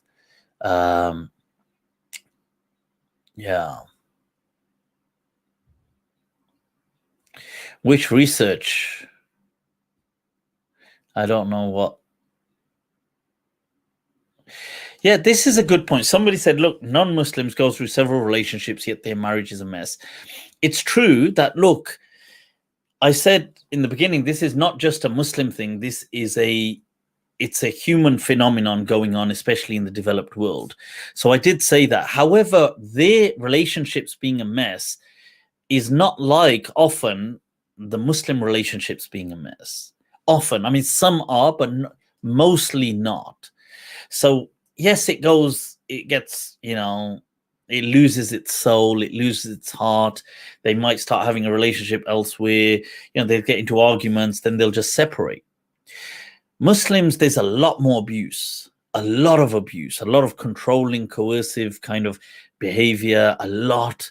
There's violence, there's financial control. Financial abuse is ridiculous in Muslim communities. There's this community guilt of suppressing, shaming, kind of guilt tripping the couple, especially the woman, to stay in it.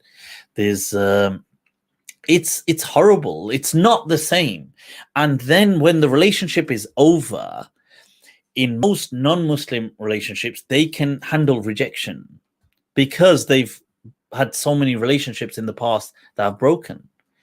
See, handling rejection is something incredibly important. It's also part of the maturity process. Yes, it's an art. It's not an art, I'm joking, but it's something, it's very difficult on the ego. See, somebody says they don't want to be with you. That's very insulting at a very primordial level, because you're feeling rejected. So, and it hurts both. It hurts men and women, and they'll act out differently. And this is why you get in many of these cases in the Muslim communities, they don't let go. They refuse to allow them to move on. They'll keep haunting them, harassing them, chasing them, turning up at the doors, kicking the doors, doing this, doing that, because rejection, they can't handle it. They can't handle that they've said no to me. And yeah, so this is so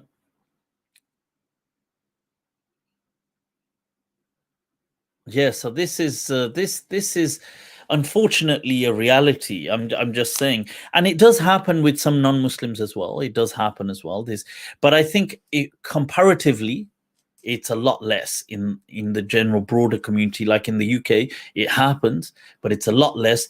Within Muslim communities, it's a lot more. The other thing is the abuse is, it's different. It's weird because there's like the control is just so madly different that they will, you're not allowed to, because there's a lot of culture in it. What's this, what's that, and there's a lot of I mean, I don't need to even explain. You guys know, I'll hear people will tell me stories. People are not allowed to do things like leave the lights on. People are not allowed to. They'll be like, what the hell, why are you leaving they'll be like, I mean, it's not a laughing matter. They'll be like, this is that financial control. Like, you don't pay the bill, you don't do this, you don't do that, you don't do. The person, that's like a child, just a grown-up version of a child. Yeah.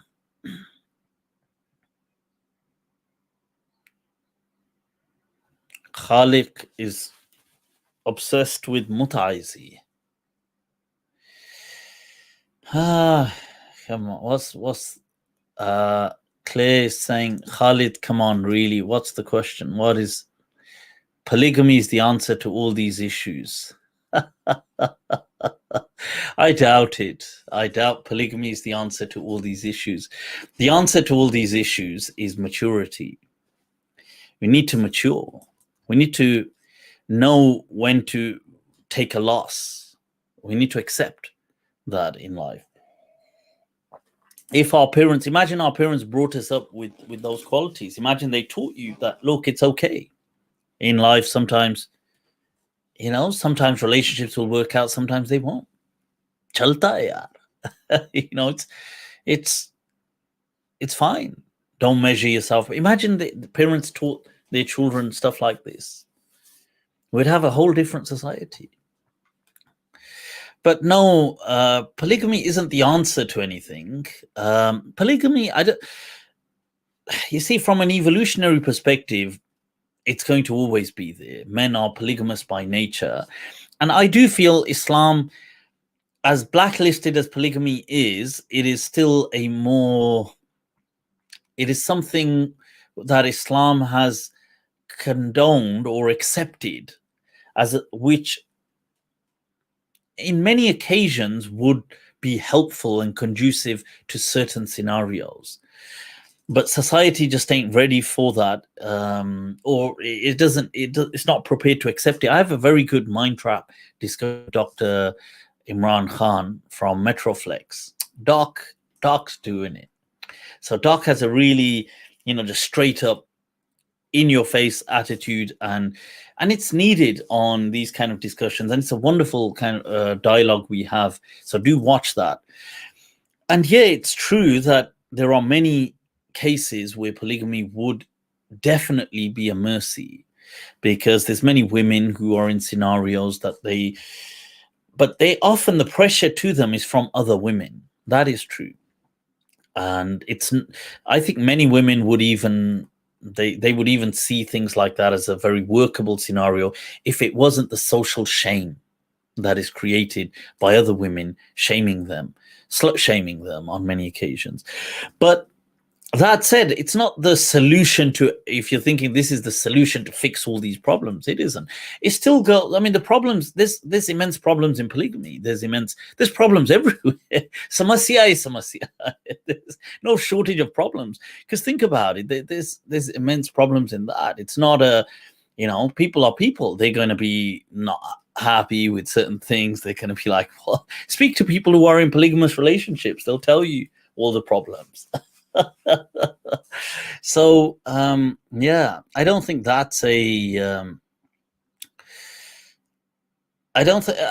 definitely think there's a lot of blessings and mercy in it as an option where it's used, but I don't think it's some kind of a fix all to problems. It's not. It has its own problems, unquestionably.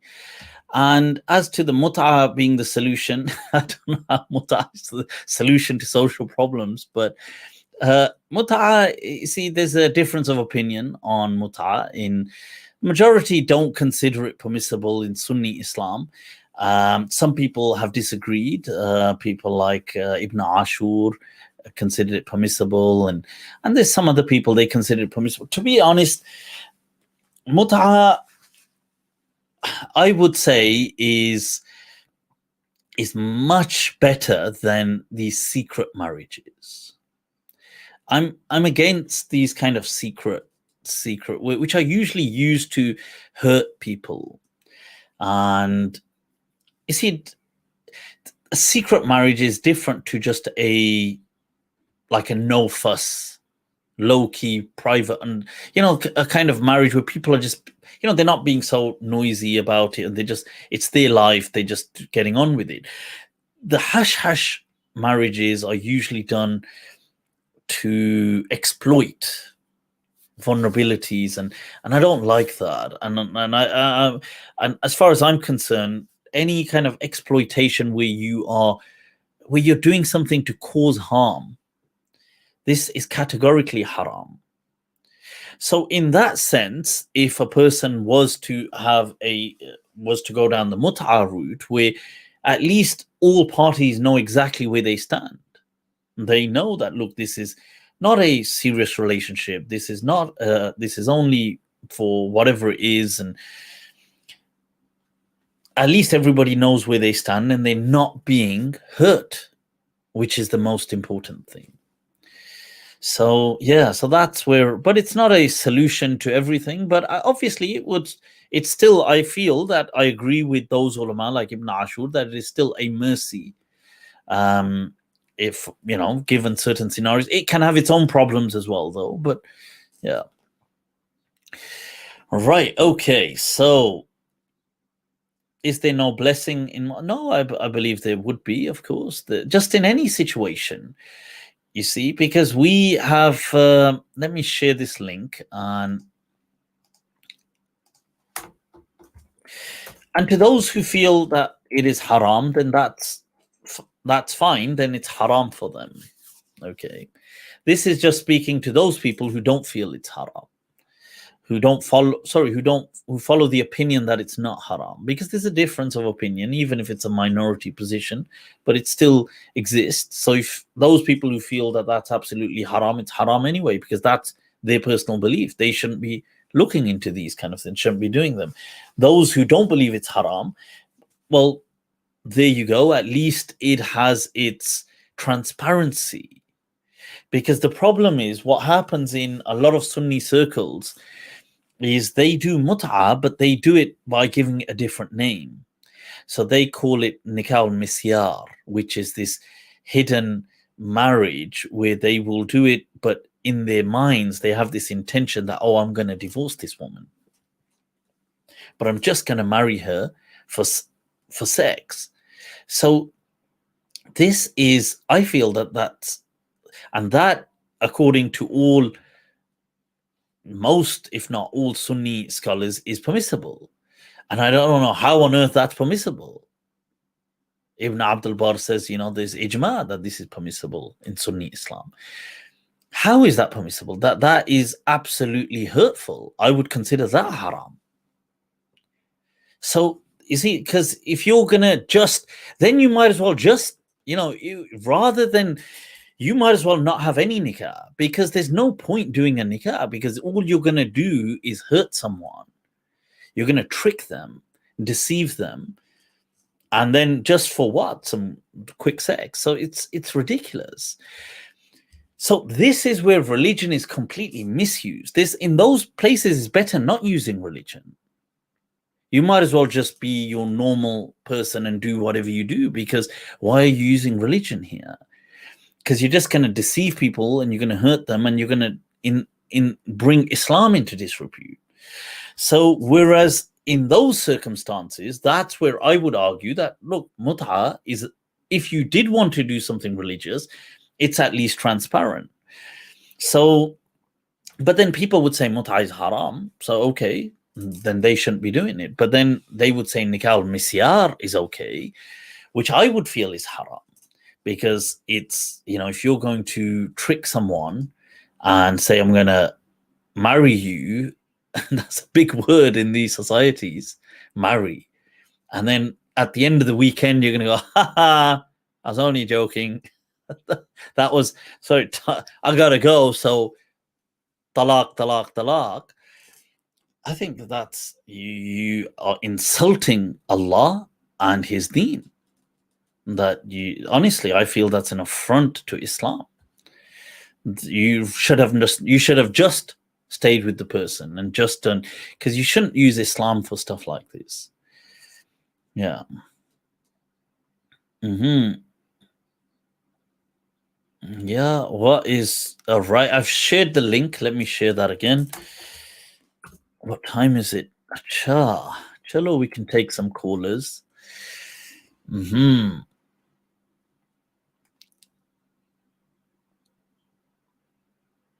Right, okay. So, but auto spells. Right, well, I see the topics quickly jump to these interesting topics. Yeah. Too much frustration in the ummah. Ya salam, ya salam. You shouldn't unnecessarily involve yourself.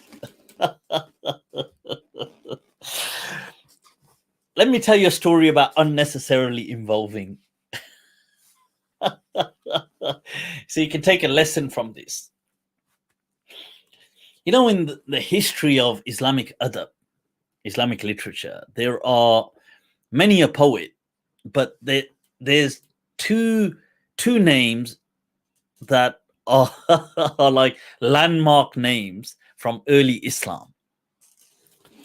Many of you probably heard of them. Farazdaq and Jarir. Right. I don't know if you've heard of these guys. They were rival poets. They're both from Bani Tamim. So, which is from Qais Ailan, which is then from Mudar. Right. So, Mudar, which is where the Prophet ﷺ is from, and most of the Arabs, when you think of Arabs, generally they're going to branch off, as in, this is broadly speaking, you're going to have Qahtani and Adnani, and they say Adnani is speaking about, the Qahtani Arabs, they say, were the ancient Arabs, and the Adnani were the Arabized Arabs, which is to do with, linked in with the Prophet Abraham through Ismail alayhi salam. So they call these Adnani. And these Arabs really just come down to two tribes that kind of stem off. One is Mudar, one is Rabi'a. That's it. And then from there, they will stem into loads of others. So from Mudar, you will have Ilyas, and you will also have stemming from the Qais Ailan. And from Qais Ailan are these tribes of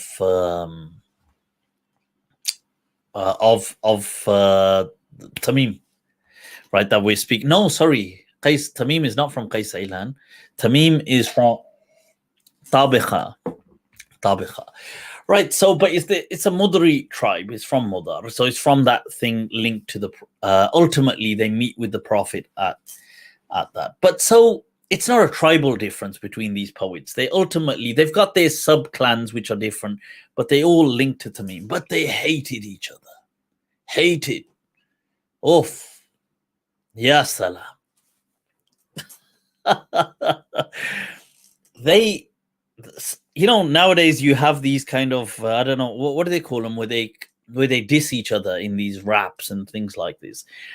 So these guys invented an entire new genre in poetry, and they are from early Islam. So they are alive in the times of people like I mean, some of them would have met some companions as well, but they would be senior to people like the Imams, like Abu Hanifa and Imam Malik and so on, stuff like this. So they're in that very early period of Islam. And Farazdaq and Jarir, they have this rivalry that goes on, and it lasts for about 40 years. And they just slate each other, slate, insult, and they bloody change the game, invent a genre which was later defined as naqa'ib. So they're just cussing each other all the time. So yeah, and they just swear. In fact, some of the swears are like, oh my God. Honestly, it's ridiculous. They'll be like, they'll have all these poems ripping into each other's mums, into each other's sisters, into each other's wives, into each. You should type it into Google and read some of it. You'd be like, toba, toba, toba. Yeah, you'd be like, kuch sharam ko ethics mein koi cheez hoti hai. Honestly, they just rip each other, and this went on for decades. And they did that until they kind of died. One of them died, and the other then just stopped. And so it was at least a 40-year rivalry going on, and it became so well known. And they were actually good poets as well, so they were good at what they did. So everybody from the era would just back off, because these guys would, because if you came in their way, they would make a poem about you that would just ruin you. Can you imagine that? A poem that would ruin you. How does that even work? Because you see, in that day and age, their poems were like viral videos. So imagine you get a viral clip of someone who's doing something absolutely ridiculous, and it goes viral, but so embarrassing, as in shameful. The fact that it's gone viral, he's ruined. He's ruined for life now. You know, you go on Google, it's always there. That's how these poems were back then. The poets were like that. They were these kind of platforms of, you know, these viral platforms that when they said something, it just went viral. So, and they really rip into each other. Let me give you an example of them ripping into each other. They would insult each other's mom, and so these two, and they had a third with them who was a Christian, Akhtal. And I think Akhtal was from Rabi, if I'm correct, because I believe he was from Taghlib, because they had a lot of Christians, but I'll have to double check that. But Akhtal is with them, and these guys, they're well known. They go in front of the caliph sometimes. They're incredibly renowned poets. Akhtal, even though he's not part of them, he sometimes also joined in and took sides with Farazdaq and would diss Jarir, and he would insult him. And he has this poem. Let me show you how they're ripping into each other. He has this poem where he says he's dissing Jarir and his mom. He's dissing Jarir's mom, but him as well. And he says, إذا استنبح الأضياف كلبهم. He says, قوم إذا استنبح الأضياف كلبهم قالوا لأمهم بولي على النار. It doesn't stop here. He says, there are people who, if guests were coming, and imagine, because people would have like a guard dog, so their dog starts barking. إذا استنبح الأضياف كلبهم. That if their dog started barking, that guests have come. What they would say to their mum is, quick, buli ala nari, that urinate on the fire.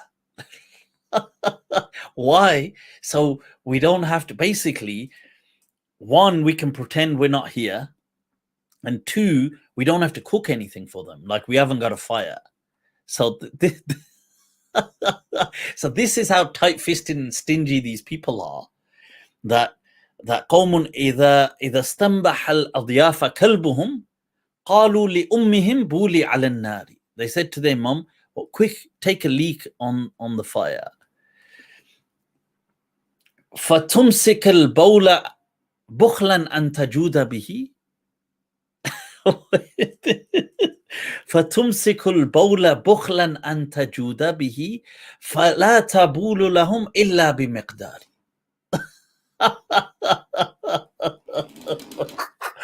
And they say, and his mom, their mom, she holds back the urine out of her stinginess. Like she can't help, because she's so stingy. This whole people are stingy, but she's one of them. So she holds back her urine out of stinginess. Bukhlan an tajuda bihi. She doesn't want to be generous with it. فَلَا تَبُولُ لَهُمْ إِلَّا بِمِقْدَارِ.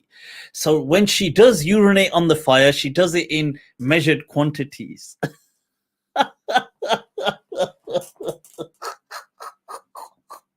And he's talking about Jarir's mom. This is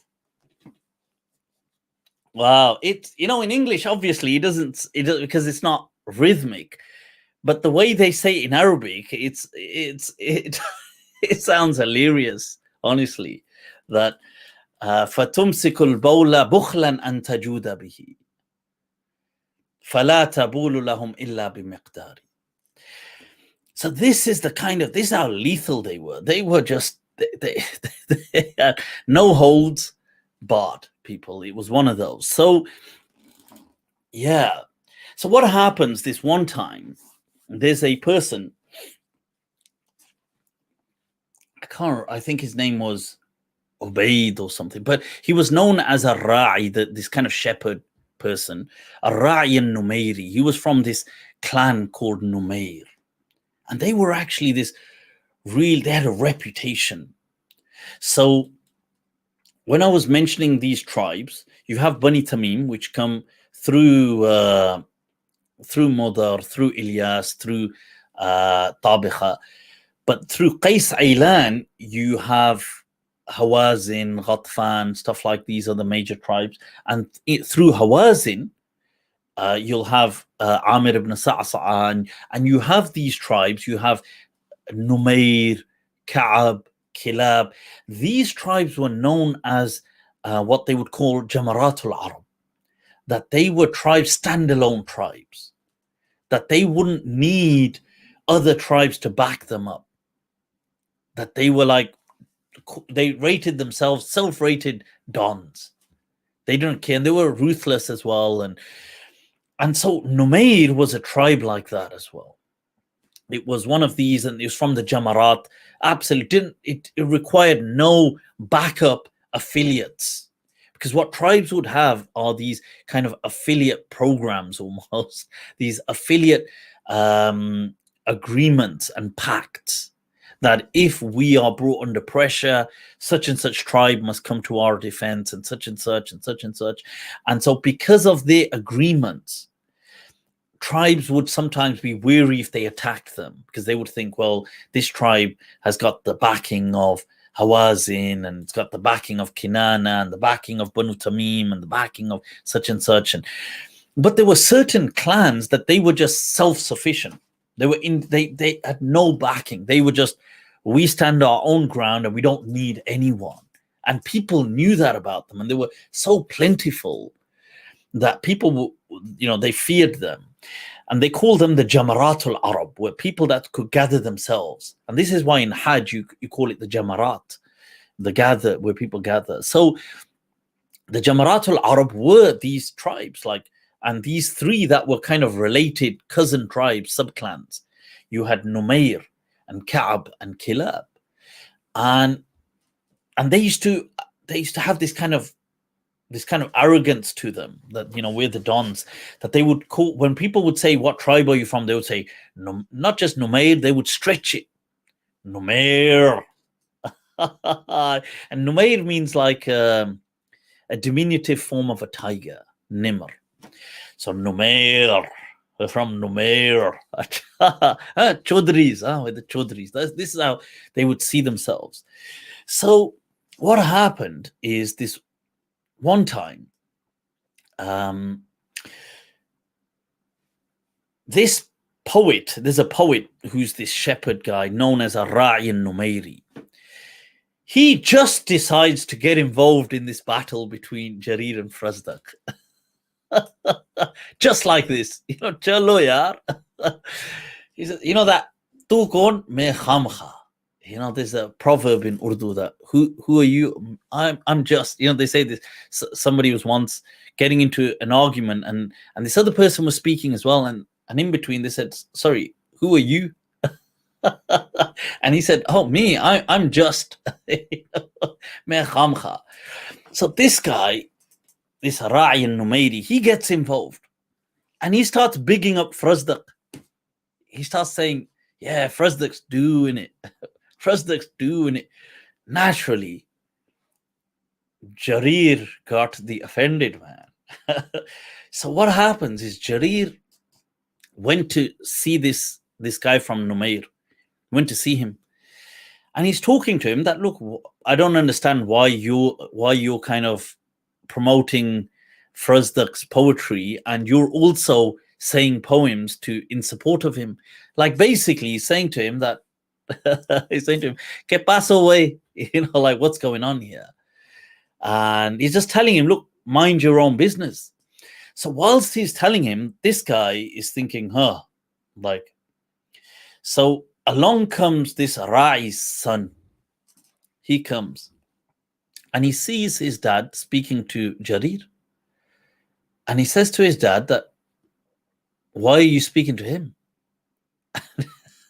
And he says, "Why are you wasting?" See, Jarir and Farazdaq are from Bani Tamim, but they've got subclans. And Jarir's clan is called Kulayb, which is also the diminutive of a small dog in Arabic. And he says to his dad, "Why?" He says, "Limada taqifu ala kalbin min Kulayb." He says, "Why are you standing with this, with a dog from Kulayb?" Because in Arabic, Kulayb also means small dog, but it's a name as well. So he's basically saying, "Why are you standing with this dog for? Like, get on with it." And what he does is he kind of, as he sits on this horse or whatever it is to go off, he waves his spear, they say, and Jarir's hat or whatever he's wearing falls. And he has to pick it up, and they kind of laugh at him and they go off. Jarir says, "Puttar." Declaration of war. This is war.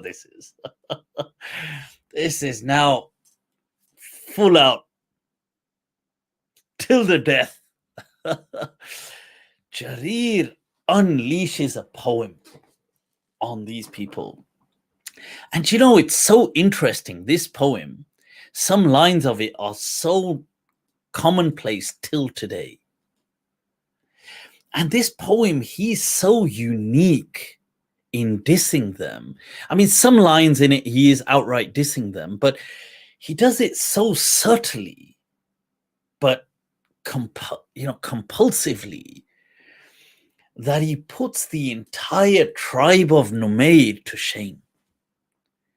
He has these lines, and I mean, he begins by the poem, he has this line in it where he says, فَغُدَّ الطَّرَفَ. He says to this person, this is known till today, people use it as a proverb. He says, فَغُدَّ الطَّرَفَ إِنَّكَ مِن نُمَيْرٍ فَلَا كَعْبًا بَلَغْتَ وَلَا كِلَابًا. Now it's so interesting that this line doesn't actually, he says to him, like, lower your gaze. You are from Numair. You haven't even reached Ka'b or Kilab. See, now that's interesting. It's such a unique artistry on how he set that up, because Ka'b, Kilab, and Numair were kind of all equals. And they're all from this Hawazin tribe. And they were all Jamarat. But what he did is, in a weird way, he kind of ended up praising them too and dissing Numair, which made it even more worse. Because if he just went all out on Numair saying, oh, you this, you filth, you blah, which he does diss them as well, but just, your mum is like this, your blah, blah, blah, blah, blah. But the way he set it up, he kind of almost praised their friends but by comparison, dissing them. And he starts off, he says, it's actually an epic poem. He says,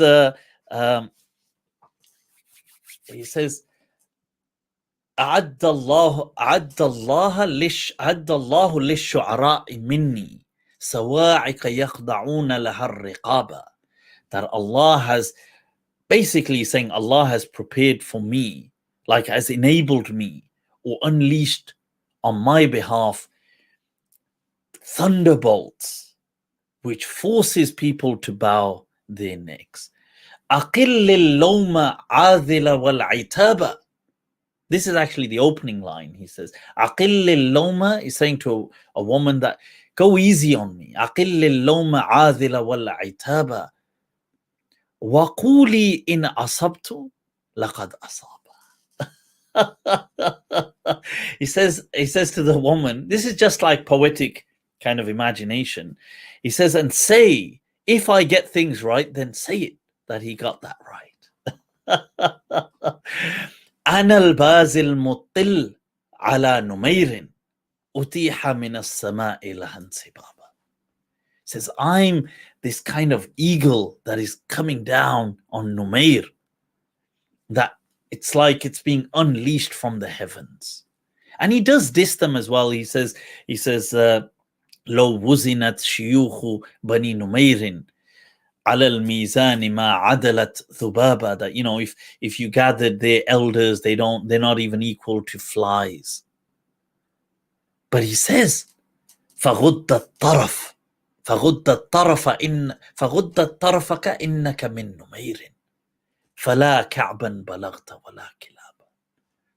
Allah, he says, you know, lower your gaze. You're just from Numair. You haven't even reached Ka'b or Kilab. And then he says, إذا غضبت عليك بنو تميم حسبت الناس كلهم غضابا. Allah. Oh, that is a line. Honestly, that is he says, إذا غضبت عليك بنو تميم. If Banu Tamim, remember they are ultimately Banu Tamim. If Banu Tamim are angry with you, حسبت الناس كلهم غضابا. It is as though mankind is angry with you. Wow. You know, this poem of his, it went so viral that Bani Numair, it became proverbial, like a proverb. They became so embarrassed after that. If anybody was asked, what tribe do you belong to? They would just go several clans higher and just say something like, oh, Amiri or Hawazin or Min Qais Ailan, or, you know, that's going very far, but they wouldn't say Min Numair. Till today, people refuse to openly accept that they are from Bani Numair because it became such an embarrassment. This line is a killer line that, you know, فغض الطرف طرفك إنك من نمير. That this just lower your your gaze, that you are from Numair, that you haven't reached Ka'b wala Kilab. So it's amazing when people get involved. This one guy, they say that Bani Numair said to this Ra'i Numairi that, what on earth have you done, you and your son? Why did you get involved between Jarir and Farazdaq? That you guys, you ruined our entire reputation. Like, we now are embarrassed to even say we are Numairi. Like, we have to hide the fact and blend it. They were like, couldn't you just keep yourself to your goddamn self and not get involved? Because nobody gets involved in that battle between Jarir and Farazdaq. So that has a lesson in it, that sometimes you don't want to, you shouldn't get involved in what doesn't concern you. As the teaching is, that from the excellence of Islam is to not involve yourself in things ma la ya'nik. But yeah, that's I thought that's a fascinating thing. I've shared the right. Oh, did I not share the link? I did. Let me share the link. Salam, Darth Vader. There was a massacre. I don't know. I don't know about the massacre. Hey, Mariam. Wa alaikum assalam. I see people just tuning in. You can like and share. Click share. Click like. Spread the love, people. Spread the love. Yeah, I have.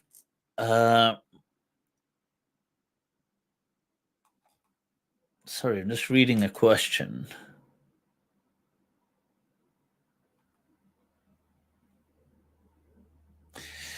Right, I'm not sure. There's quite a few statements about some kind of a massacre. I don't know about the massacre.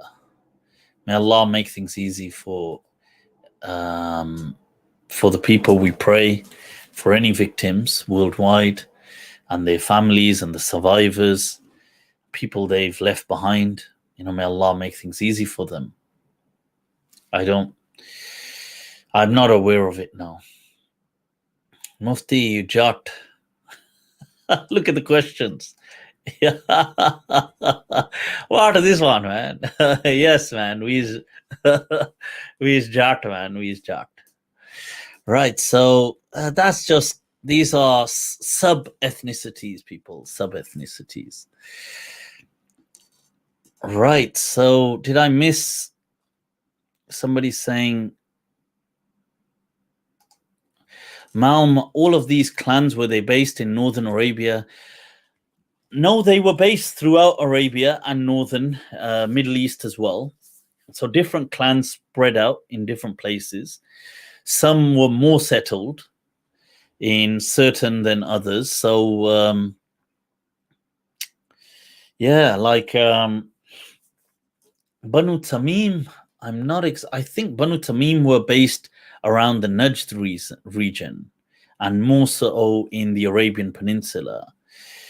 But if you do check out some clans and if you Google it, when it brings up, there'll be loads of pages about different clans. It tells you the regions that they used to live in and where they still found and stuff like that. All right. What's the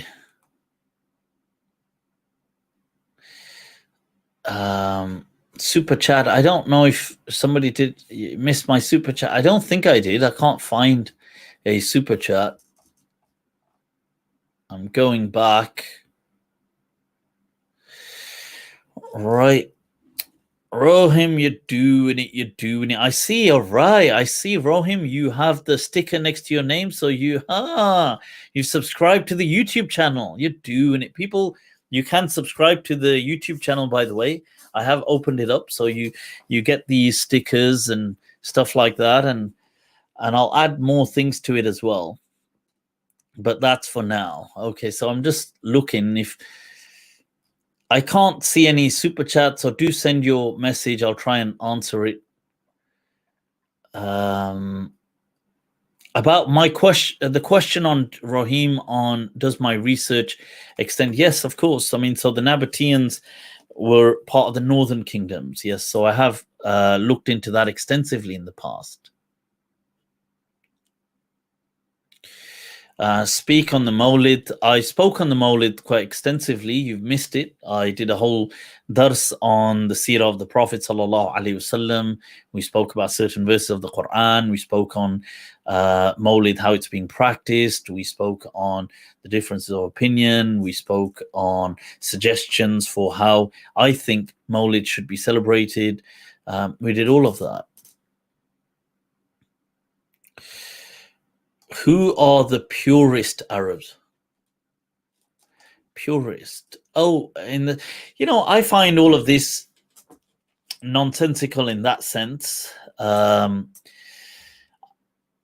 don't know. Recently, I've got fascinated with the different tribal developments and the different tribes. I don't even know why I've got really into that, but I seem to have got into it. But that's more just it's nothing to do with which tribe is pure or who are the real Arabs. So I think all of that doesn't make any sense to me. Yes, some tribes were seen as more eloquent than others. And yes, it's true.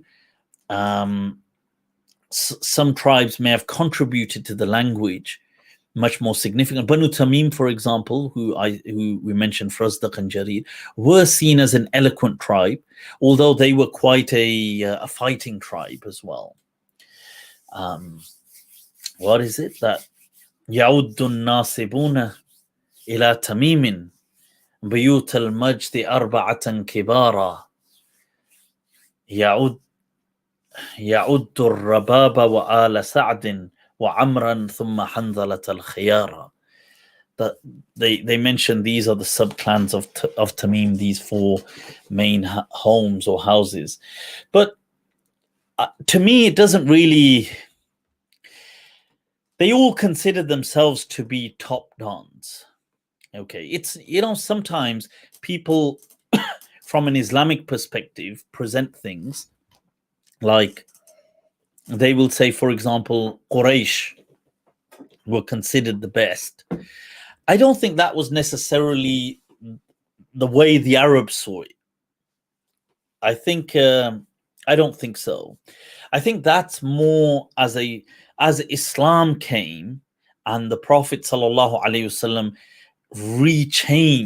reshaped Arabia and Islam and the future. Thereby, Quraysh became this beacon from which the Prophet emerged, and therefore it had this, Quraysh because the Prophet sallallahu alaihi wasallam is from Quraysh. But if you go to pre-Islam, they wouldn't have recognized, even after the Islam. It's just that, you see, the tribes don't mean anything because the world changed. So they kind of got on board with the fact that we might as well ride the Arab wave and the Islam wave. You understand? So then, obviously, to ride that wave, you need to honor the Prophet sallallahu alaihi wasallam, and you need to honor Quraysh because he's from Quraysh. So I think that's more but it's not how people would think that, in the past, everybody, it's not true. So, for example, Rabi'a would never think Mudar were better than them. Rabi'a thought they were always better. In fact, Banu Taghlib, which were like a vicious tribe, and we spoke about them in one of the previous sessions about Harb al-Basus that lasted for 40 years. Zir Salim al-Muhalhil, al-Taghlibi.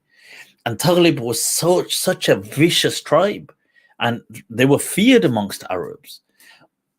Why were they feared? Because they would say لأنهم لا يصالحون, because they don't call a truce. They just fight and fight and fight. And many of them did not embrace Islam from Bani Taghlib. They did as well, but many didn't from Bani Taghlib. They remained Christian. And the Prophet did not take jizya from them. See, which is really interesting, because that then baffled people later on. They didn't know how to come to terms with that, because the Prophet didn't. You see, they were a very proud Qabila. They were known. And in fact, there's a famous saying, Lawla al-Islam. It says, if it was not for Islam, it says, لَأَكَلَتْ تَغْلِبَ al-Arab. Taghlib would have consumed and eaten up all the Arab, because they were just ruthless. Once they were like these people that just wild, I don't know, like they were like these ferocious beasts that if let loose, they would just not listen to anyone. And it's interesting, their main enemies were actually usually from Wa'il. They are from Wa'il as well, who are also from Bani Rabi'a. They're also Rabi'a. So, you have Bakr ibn Wa'il. Bakr was their main rivals. but they are also from Wa'il. They're also from Rabi'a. But and this is in the time of Umar, you see that Umar radiallahu anh was going to impose the jizya on them. And they said no. They said that we don't give jizya. They said we give sadaqat. We give these donations. We don't give jizya. And then Umar radiallahu anh was about to impose it. And if one of the companions advised him, he said to him, my advice is ease up. These are taghlib. Taghlib. He said that these are like, they're a ruthless tribe. And he said, and it's true, the Prophet didn't take jizya from them. And he said to Umar that, look, just take the donations, double it if you have to. Take donations. Like, don't make this a point. Don't make this awkward. The advisor wasn't from Taghlib, but he was advising Umar radiallahu anh. And then Umar took his advice. He said, you've got a point. That why should we? Because they were a ruthless. In fact, Sayyidina Umar, it was what was the famous battle? There was a famous battle where they were, where the Muslims were up against several people from the Taghlibin, and then he used Umar said, let's use certain people from these tribes from Rabi'a to fight them, because and Sayyidina Umar saying, he said la yafillu al-hadid illa al-hadid. He said only iron can set out iron. And he used then the tribe from Rabi'a to fight the Taghlib. This particular, there were a sub-clan of certain people from the Taghlib that were against the Muslim armies in one of the battles. But to kind of neutralize them, Sayyidina Umar used the clans from Bani Rabi'a. So do you really think these people would have assumed that they were more better than us, or they were more pure, or they were more pure? They would never have accepted. But it's just that the Prophet was such a mercy. To be honest, the way history was going, this whole thing was going to change anyway. It was just a matter of time. And these clans and everything was going to die a death. And the Prophet came as a mercy for these people, because the Prophet, with his message of Islam, it went far and wide. Within 80 years, it had reached Europe. And with it, Arabic had reached Europe. And with Arabic, respect and honor for the Arabs had reached Europe. It had reached China, it reached India, it reached Africa. People were learning Arabic. People were learning. You think about it, you're being honored. Why? Because so they obviously embraced this whole, everybody embraced the wave. And they then did respect Quraysh and respected, but it was more so tied into Islam because of what Islam brought them as well. As opposed to pre-Islam, they wouldn't have seen Quraysh like that. And Bani Tamim would never have. And Bani Tamim are not only from Mudar, they're from Ilyas, but they would not have thought these people to be, other tribes to be better than them. Look at Jarir even after. إِذَا غَضِبَتْ عَلَيْكَ بَنُو تَمِيمٍ حَسِبْتَ النَّاسَ كُلَّهُمْ غِضَابًا. See, he says, this is Bani Tamima. If they get angry with you, you think the whole world is angry with me. Right, people, let's move on. We've got some, then we can wrap this up as well. Oh, right, Rami, sorry, the super chat. Let me get the super chat first. Rami says, people like Sam Harris claim, sorry, let me just get my charger. People like Sam Harris claim the philosophical scientific innovation of Islamic civilizations, not due to Islam, but in spite of it. How do you see this? And if he's wrong, where is that spirit today? Now, you see, in spite of Islam. That's not true. It is because of Islam.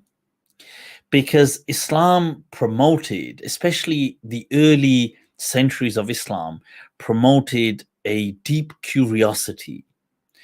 And with it came this kind of spirit of this secure spirit of embracing the world. So in the time of Harun al-Rashid and these people in the early Abbasids, they started to say, look, bring us knowledge. Let's set up Darul Hikmah, Baytul Hikmah. Translate Greek texts. You can take their weight in gold. This is what triggered the academic renaissance within Islam. The medical renaissance began with all this Galen and all this kind of, his works being translated and all the mathematical works and Aristotle and Plato and all these other Pythagoras and all of these people, their works were being translated, and Muslims weren't just reading them, they were owning them. They were commenting, they were adding. So if you say Islam, that these people learned this in spite of Islam, what does that mean? Why in spite of? That most of these people, Ibn al-Haytham, all these great kind of discoverers, Abu Bakr al-Razi, all these great people, they were very well versed in Islam.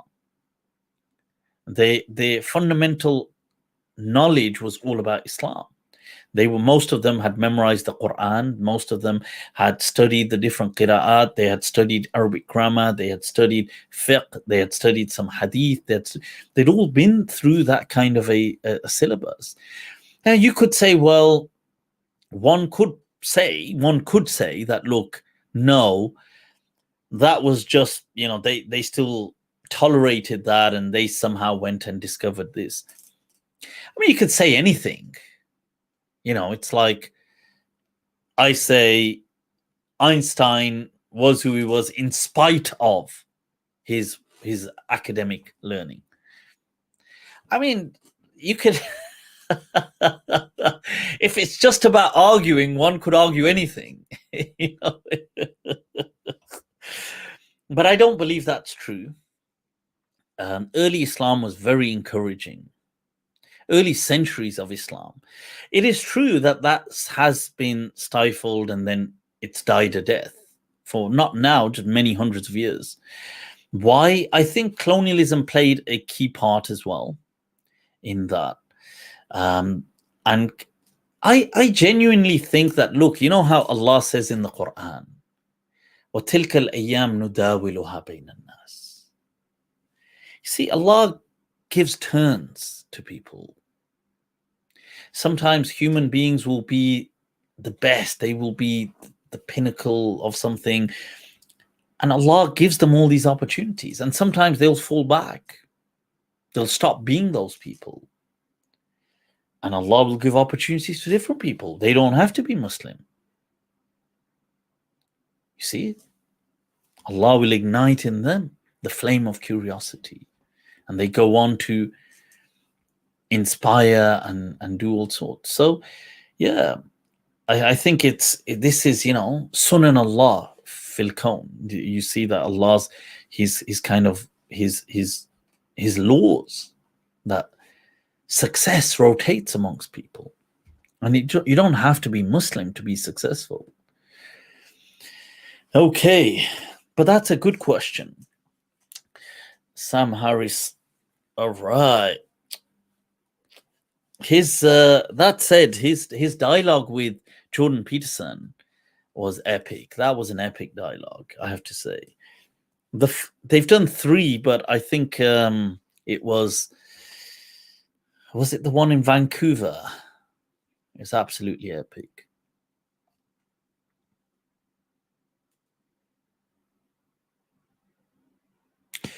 Yep, somebody said that Muhammad Hijab and Jordan Peterson on November the 8th. I saw some poster about that. I mean, I had heard that Jordan Peterson was due to discuss with Sheikh Hamza Yusuf. I was looking forward to that. Yeah, because I mean, I don't know how this will go. I am a fan of watching intriguing, interesting dialogues. I don't know how this will go. Sure, let's see how it goes. And you never know. Maybe I'd love to have a conversation with Jordan Peterson. I do find him amazing and epic. So, but I just, it's such a powerful mind. I find it such a powerful mind. Honestly, it's just like whoa. I don't know. I find it. I think I'd find it maybe daunting to to have a dialogue with him, but I think it would be fascinating. But it's just he's incredibly impressive, and he has such a command of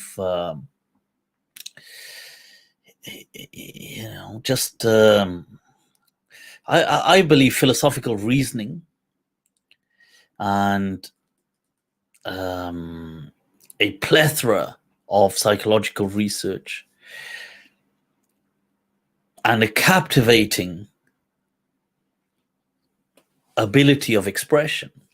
So I find him absolutely just amazing. I would love to have a conversation with him, maybe sometime in the future. But I must admit, I would find the thought of it quite daunting. Imagine being grilled by Jordan Peterson. Yaar ka kare? You never know. I might end up having to grill him. Ye bhi to risk hai. Risk. So, people, have you listened to Hassan Paika? I don't know who that is.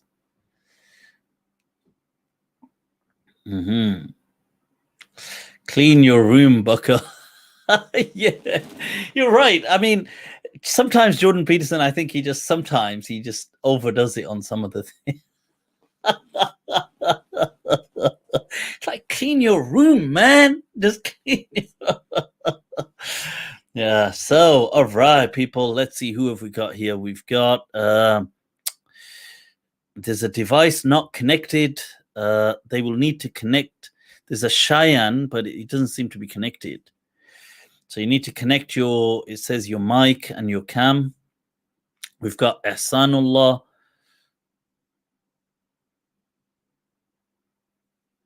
All right, so let me just going to use of Islam, right? Like, Assalamu alaikum. Ahsanullah.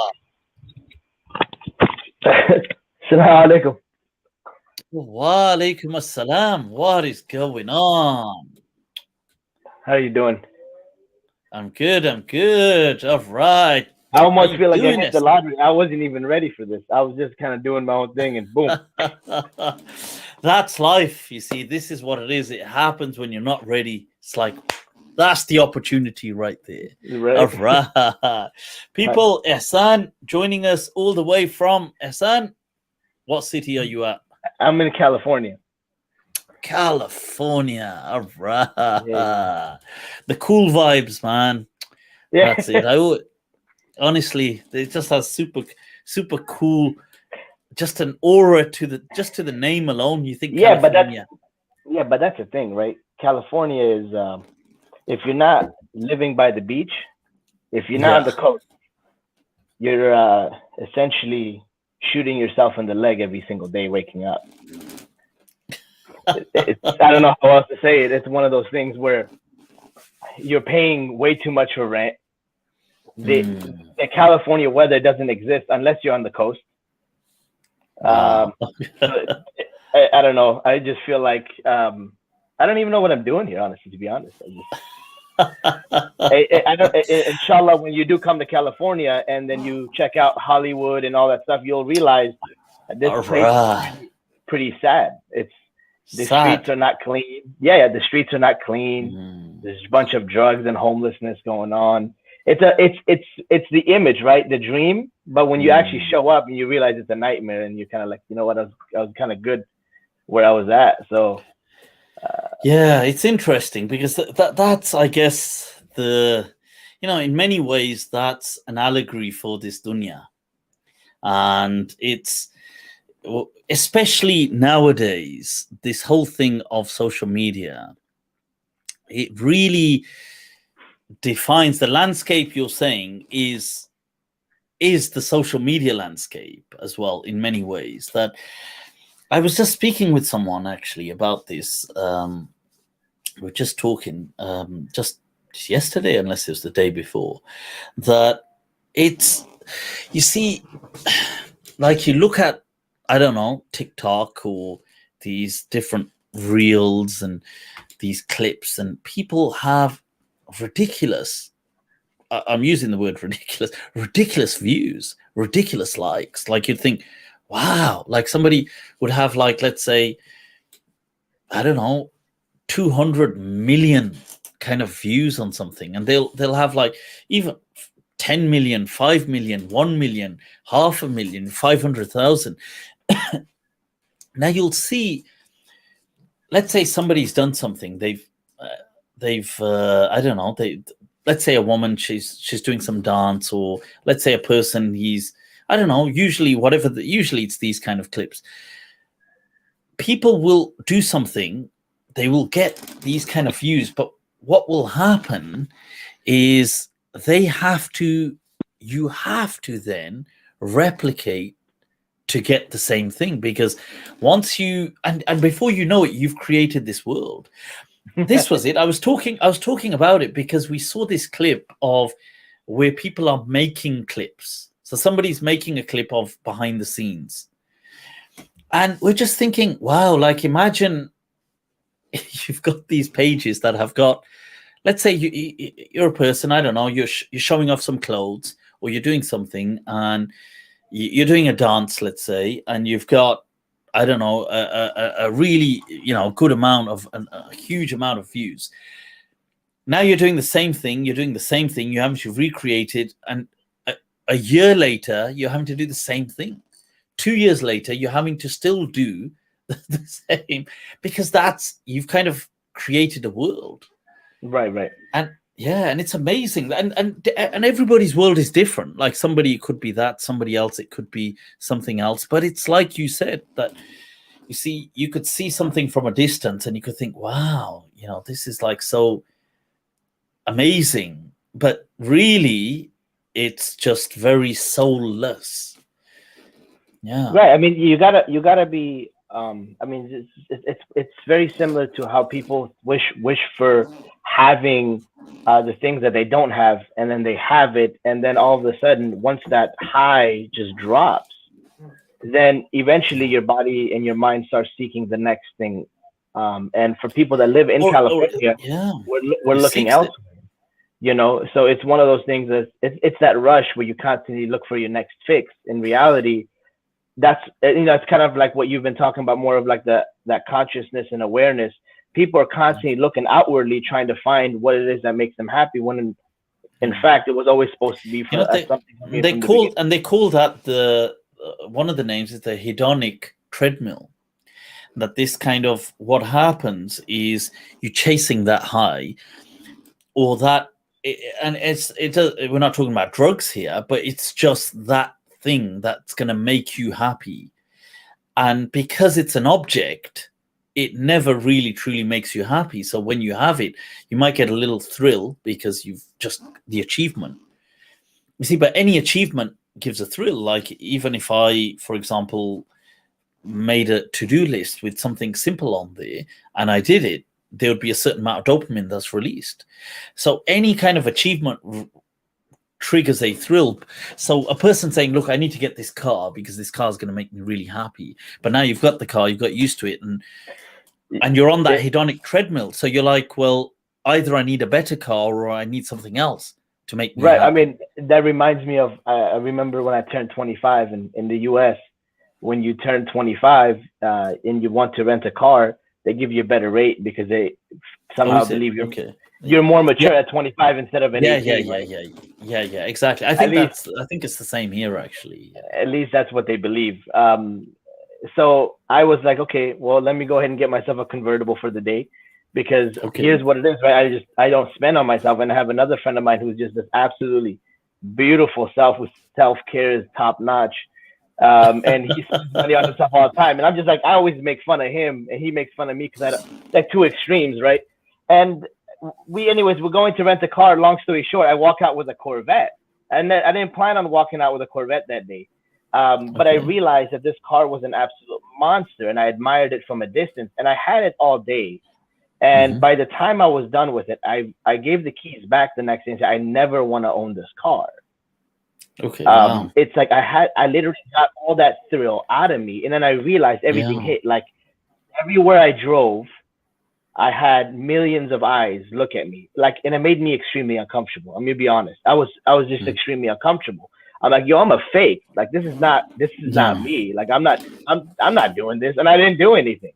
I don't. No. But I felt. But that's but that's a very profound realization at a consciousness level, especially since you were so young at the time. You're saying you're 25. To have that realization that, look, actually, do I want to be pursuing a fake persona, a mask? Do I really want that? It was terrible. And then I remember, so what happened was that day, the reason I met up with my friend is because we were supposed to go and help out feeding the homeless on Skid Row. So we're like, all right, let's head out.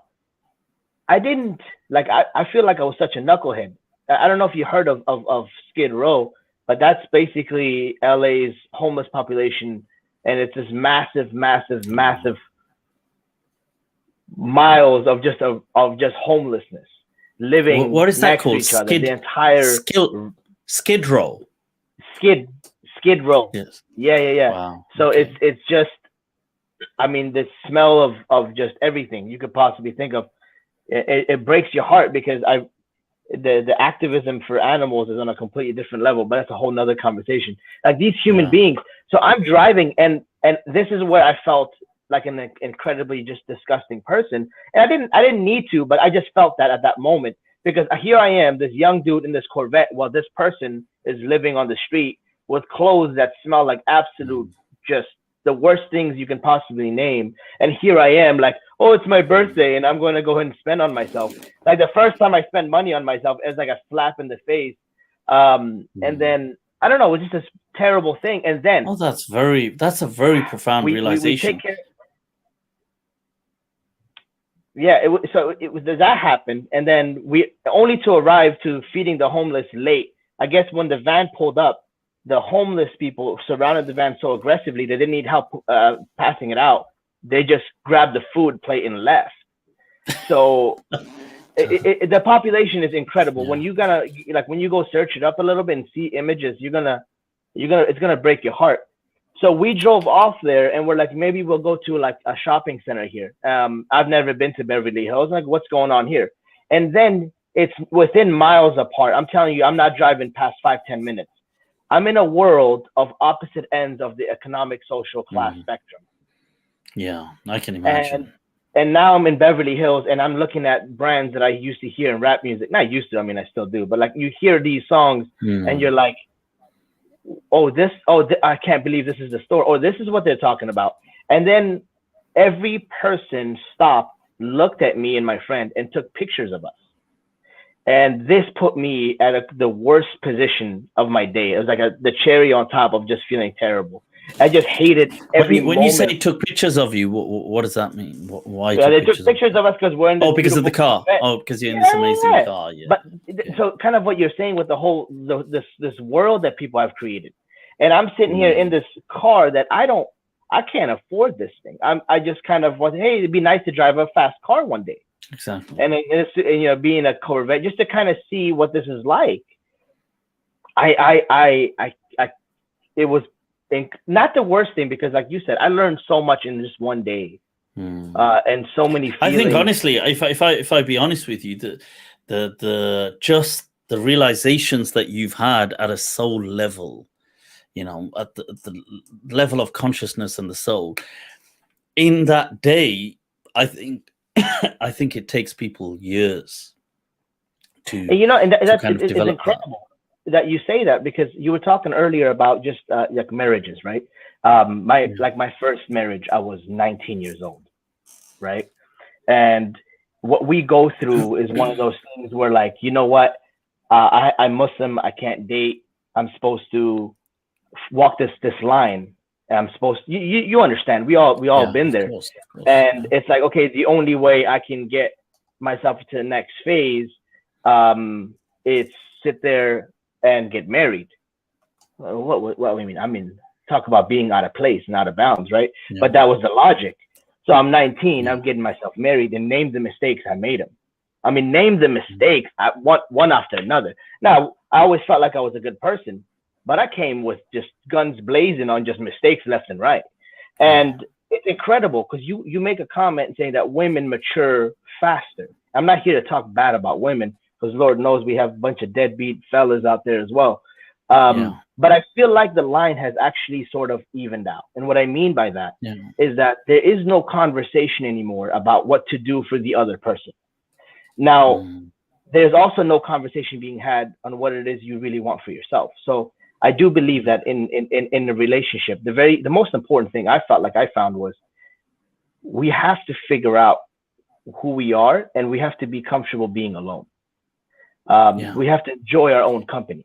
The solitude thing is so indispensable. Because a lot of friends of mine and a lot of people that I've met are looking for somebody else to fill that void. Now, just like Islam is supposed to complement our religion. They're seeking a validation externally. Right. And the thing is and it has to come from within. And that's the thing, right? Like, and that has to be experienced. And very similar to religion, I always felt like religion is kind of making me do these things. When one of the incredible things that, may Allah bless you for, is I really realized what it meant that Islam should complement our lives. It should walk with us, as opposed to stopping our tracks and trying to walk an Islamic line. That's not, it was more about like, no, Islam wants you to walk where you're walking. Just go ahead and complement your life. Islam is here to complement our lifestyle, not impede it. Yeah. Right. And I look at, like, a lot of my friends as like, yeah, guys do take longer to mature.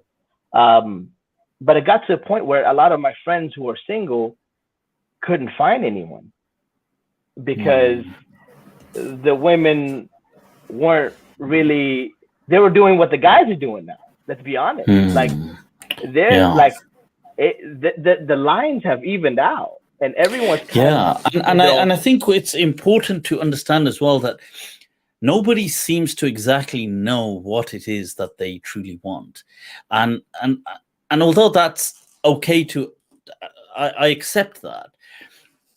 Except the problem is people don't know that, so they may think they do know, but they don't. Like, nobody actually knows what it is that they're seeking, and this is regardless of gender. So it would, what are you looking for? What kind of a person? What's important? What isn't important? There's just a kind of I don't know, like a cocktail of things which are contradictions often. And you're right. Look, it's on both sides. It's not that it's just really men that they don't mature, and women do become so. The difference I found in certain ways, and this could vary across different parts of the world, so maybe it's a bit different there. I did find that, you see, because I think especially in the UK, Muslim men were. See, one, there wasn't a huge push on education here for Muslim men. Secondly, that there is you see, most of the Muslims here are working class. They're not middle class, generally speaking. Okay, so you might get an exception, but they are generally all working class. So you see, understanding the class system as well makes a difference, because you get an idea where the trajectory is going. Whereas in America, I know many Muslims may be middle class. So that's slightly different. The other thing is that, so being working class, a lot of them are also drawn to a lot of the kind of the roadman culture, the kind of gang culture, drugs, things like this. But also staying at home and living with your parents, that solitude element is taken away. So I think, and I think men need this. I think everybody needs it, but I personally feel that men may need it more than women. But they need this solitude to kind of go through, and to kind of, you rise through it on the other side. A person has to face themselves, and I think that we don't get the environment to do it a lot. So it's incredible, because it makes me think about like some of the conversations I had in high school. I was known as somebody who was just different. I was a practicing Muslim in high school, but I was in a non-Muslim school. And I remember a lot of my friends that were girls, when they were dating guys, they ended up having kids with them later. And then the guys were not working, and they were at home, I guess, always smoking, and just kind of like that. And they were the ones working. And I said, like, look, don't take this the wrong way, but you may have enabled them, because a man at the end of the day needs to be a man. And when you take that away from him, he's going to feel like you've kind of like it's like, it's hard to explain this, right? Because we have to kind of, it's a deeper level to it. But I feel like a man needs to be a man. And when his insecurities show, is because he doesn't feel like a man at home. So it's as if you look at a lion and you realize that it's a lion because he finally roared. But no, the lion doesn't need to roar. You can recognize it's a lion from a distance. You don't need to hear him roar. And a lot of guys nowadays feel like they need to roar to let people know that they're a guy, when in reality, you're not really following the line. There is a lot of, there's a lot of, you get where I'm going with it. Yeah, there's a lot of turbulence currently in this day and age, because of a lot of different things going on, being thrown into the social stratosphere. Exactly. So this gender question, you see, that's one thing being thrown into this kind of stratosphere. In addition to that, you have this thing with men, for example, because the question then is, well, what does it mean to be a man?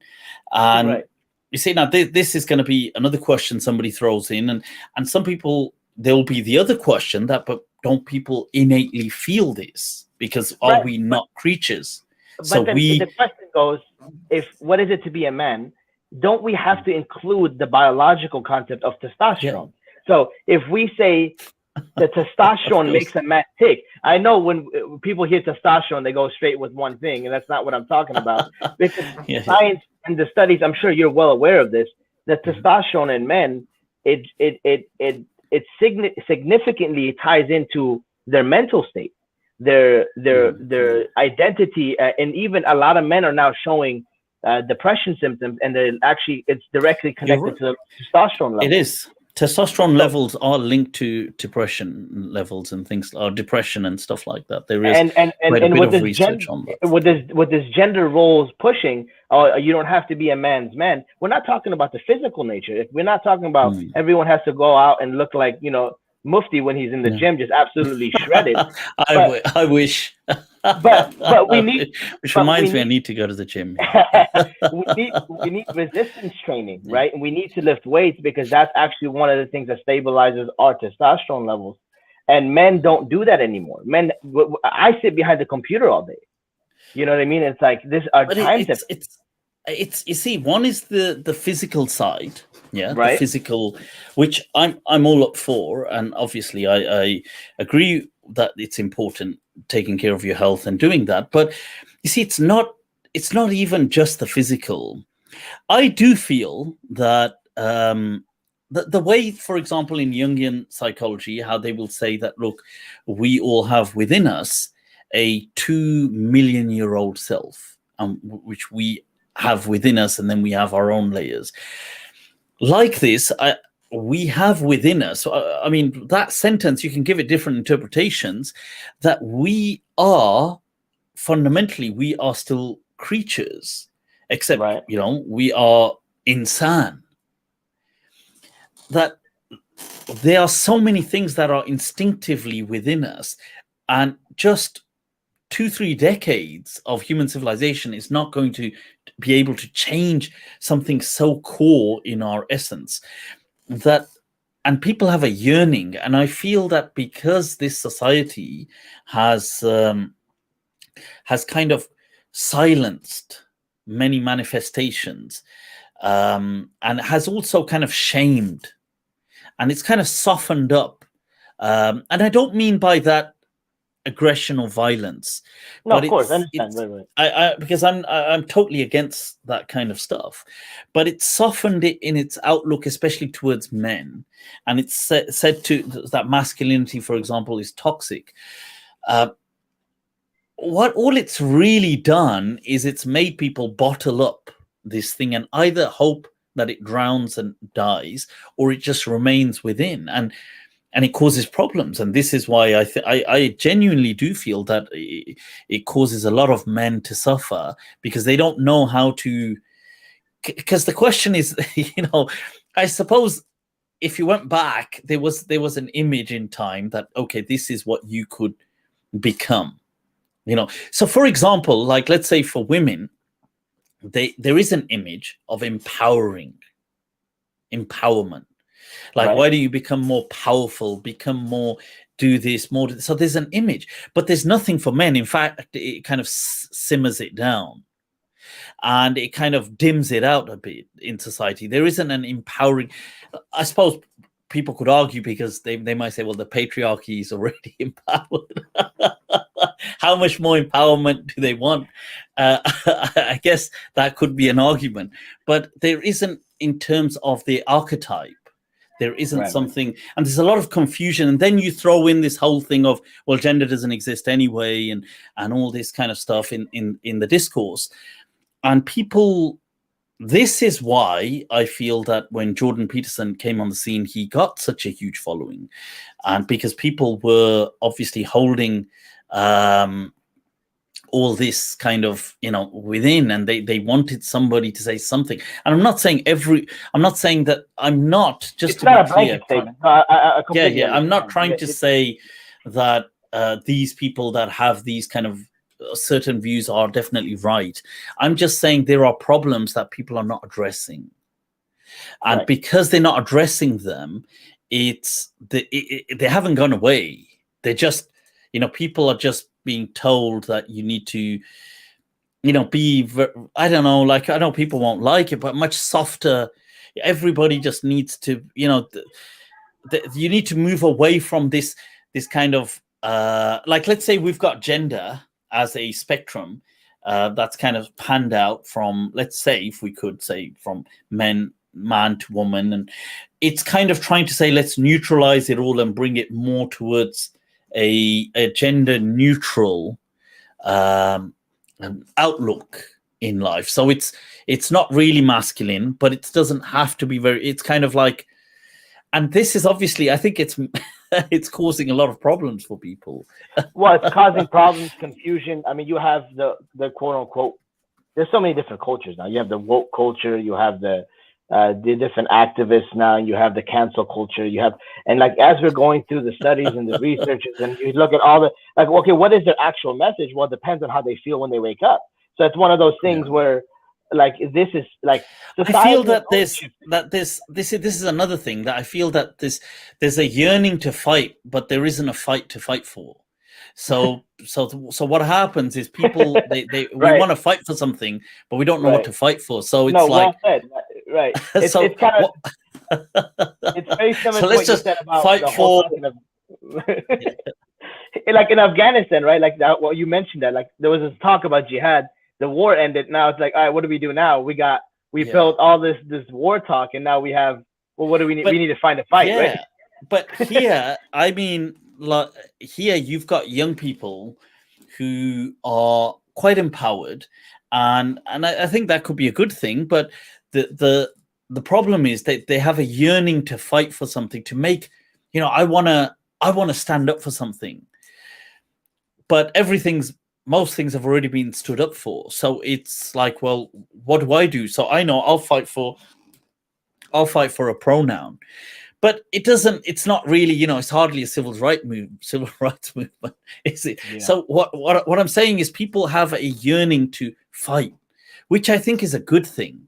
But then they're not sure what to fight for. So they they just grasp onto these little things. But it's an interesting age, though. It is interesting. Are you familiar with Dave Chappelle? Dave Chappelle, yes, of course, of course. Did you listen to his most recent stand-up, the controversial one? I haven't watched the recent one. I've got to watch it. I've heard about the backlash. I saw one or two jokes about was it the trans jokes, and I think there was some Jewish jokes or something. I just saw some clips. I actually think you would actually do an incredible job watching it and doing an analysis on it. I think that, you know what? Okay, I'll do that. Because I think that would reach a lot of people, and I think that you would. I you know what? Your let's do it for next week. That will be interesting. Yeah, I think why not? Yeah, and we'll go from there. So I think that will be you'll really enjoy it.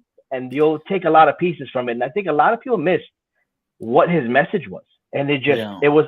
To me, it seemed very obvious, but it didn't seem like it was that obvious to everyone else. I don't, because my kind of gist of what was happening was people trying to cancel him. This was the gist, the cancel culture. But I haven't watched his thing, so I'll have to watch it. But I generally am not down with the whole cancel culture thing, and I don't know. I guess I'm just old. I guess in many ways. The cancel culture is yeah. I mean, it's not even worth commenting on. So before you let me go and cut me off and go on to the next beautiful person, I wanted to recommend a show if you haven't watched it already. Sure, go for it. See, there you go. I'm telling you. There you go. Yes, somebody's saying it's a yes. So I'll do that. I'll watch it. Just connect I to did that watch monetization of that video, because that, you know. There you go. I'll fire the royalties that way. I suppose we've got to do our catch up anyway, the Patreon session. So I did. So we'll do. The show I wanted to recommend, if you haven't watched it already, have you seen the show or heard of the show called Vikings on the History Channel? No, Vikings on the History Channel. Yeah. You're not talking about the TV series Vikings. Yeah, I am. Oh, you're talking about the series, not documentary. We're talking about the series. Yeah, it's on the History Channel, but it's a show, like with Ragnar, right? Yes, the one I've watched is the popular one. Yeah, the one with Ragnar, and this TV series on Prime and on I don't know if it's on Netflix. So you've seen it. Yeah, the one with 5 seasons or 6 seasons, 5. Yeah. For some reason, when I went through it, it was an incredible show for me, and I felt like you might find it interesting just because of. Oh, I loved it. Although I thought towards the end it kind of lost its charm. They usually do. I stopped watching it after he passed away. Yeah, it's ruined after him. Him, it made very little sense to me. I would say spoiler alert, but this is on the History Channel, so these are just facts. I mean, I don't want to. Yeah. No. But when his time is to an end, like the show kind of does a significant dive. But I just felt like it was a very good show. Especially he was very wise in his actions and his speech and the way he would move and maneuver. I don't know, it was enjoyable. Yeah. But yeah. There was a lot of wisdom in that, honestly. There were certain things in it so profound, and you see, I like we anything we watch or read, or what we should do is, or even in our interactions with people, although you can't in every interaction, but we should take lessons for life. And there's so much in these TV series and these TV shows that a person can take, and it's. It's interesting. There's that scene in Vikings where he's being. It's before his kind of his death, where he's being carried away in the carriage, and he's kind of hallucinating, or he's kind of seeing the past, and he can see the seer. He imagines him, and he asks him about what's going to happen, and he looks out and he can see himself playing with his little kid and his wife, and that scene is so powerful, and in it's so amazing because he unravels. I mean, he leaves it for the viewers, but he asks this seer, who they're always so superstitiously kind of bound to. That, do you see Right. this? Will I live? Will I make it? He asks him, and he kind of shows, well, maybe you got some things right, maybe you didn't. And it basically he unlocks that superstition in maybe it was us believing in what you were saying. What a scene, right? And at the same time, he sees his life. He sees and despite because he's conquered an incredible amount. His achievements have been huge from some perspective. Right, legendary, right. And he's this huge figure, but he sees himself when he was simple. He wasn't this great Ragnarok at this great Ragnar at that point. He's just this man coming home to his wife and his son, but they're happy, and it's amazing that whole thing. And right now, even though he's this huge figure, he's fallen from grace, and to kind of recapture a legacy can only be done through death. And that's where he's going to, because he knows that, this will maybe spike. It'll kind of seal a legacy for him. I might as well be killed. Right.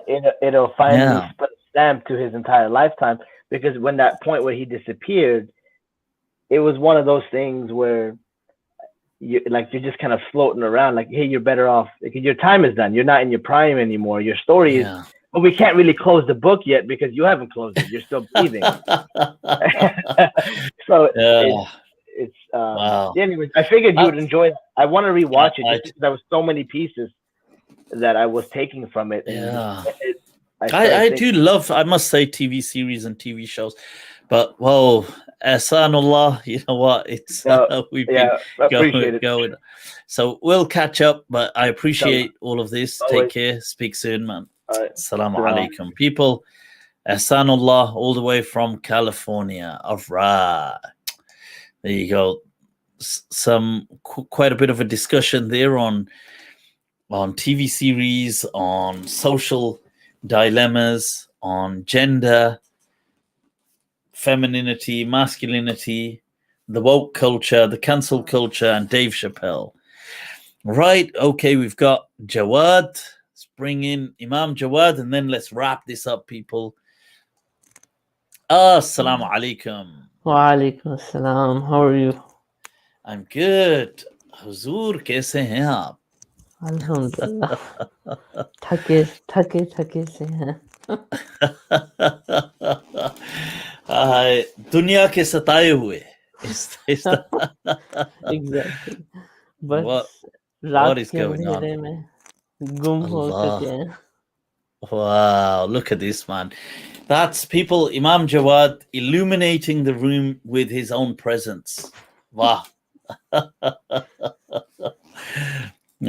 So I was thinking about the last super chat. So I joined the stream late, but I saw the last super chat where I think the question was about the earlier Muslims and their activities, and I was just thinking about it, and I think maybe one of the reasons for so much advancement so quickly was also a sense of closeness to the Prophet sallallahu alaihi wasallam, because you see, the more it spread, the more distance started to be created. And what I mean by that is distance as in more cultures, more traditions were now being brought together. And I also, from my understanding, again, this is just, I'm just sharing some of my initial thoughts that I had. None of this is, you can take it or leave it. But I also think it was curiosity, because a lot of these Sahaba, then it went to the Tabi'in and Tabi'in and so on. A lot of them were seeing new parts of the world. They were traveling, they were seeing new places, and there was more curiosity at that time. That what is this, what is that? Then when they would, like, for example, you said like the House of Wisdom and everything, I think there was a lot more curiosity to find out and figure out things and do research. And I think with time in certain societies, when it went there, it sort of started dying out in a way. Yeah, I mean, there's definitely there's like a zeitgeist and a spirit of the time, of the age, that we feel, as in spirit, as in the feeling of the age. And in certain times, there is a lot of uncharted territory. So it's interesting. I read a quote once, where it said that, where the person said, I've been born in the wrong age. They said we're too late for earthly exploration and too early for space exploration. Because you don't really, apart from tourism and just personal adventure, the earth has been explored. You're not, in our age, there isn't that curiosity to explore earth. I don't mean in a tourist sense. I mean in true exploration, because the earth, people have beat us to it. So, for example, if you were learning maths today or science, you're not learning it with that spirit for profound exploration. You're just run of the mill. You're just doing what everybody else is. Whereas if you were, I don't know, learning science 100 years ago, you might be thinking, well, actually, you know what? Maybe I'm going to be I'm going to do something which nobody else has done, because there's so much uncharted territory. And you're right that, in the time after the Prophet sallallahu alaihi wasallam, the world was changing. And it's interesting that, you see, Islam then is that catalyst. It sets into motion huge, landmark, historic developments for human civilization. But part of that will be this curiosity of uncharted territory, going to new places. What is this culture even about? What are those people about? What are, these books hadn't been written yet about people, about countries, about people had heard of certain places like India and China, but not maybe an odd person had traveled to a certain thing and certain place. So you're right, and things were still malleable. They were fluid. They could change, they could develop. Things hadn't set in stone yet. And and with time that disappears. And this is why, with the discovery of America, it seemed for Europe, it seems to have kindled that for them, that curiosity. And or at least it seems to be okay, or at least it brought back the wealth that kindled it, because it ties. What happens is, with the discovery of America, you also start to get the Renaissance bubbling up in Europe, and in the centuries that follow, from art to science to the Industrial Revolution. And obviously, colonization of the world as well is taking place. But So I think exactly what you're saying. Then, like that, I think over time that curiosity then dies down, right? And then by the time it reaches to certain generations, it completely dies out. And then because and another, or is it that what happens is, people with the curiosity, it's not that it dies itself, that they do achieve and they do discover. I was going to say that. Oh, but right, then okay. So what I was going to say was, by the time it reaches a certain point, because it kind of comes back to that statement of I'm born at the wrong time.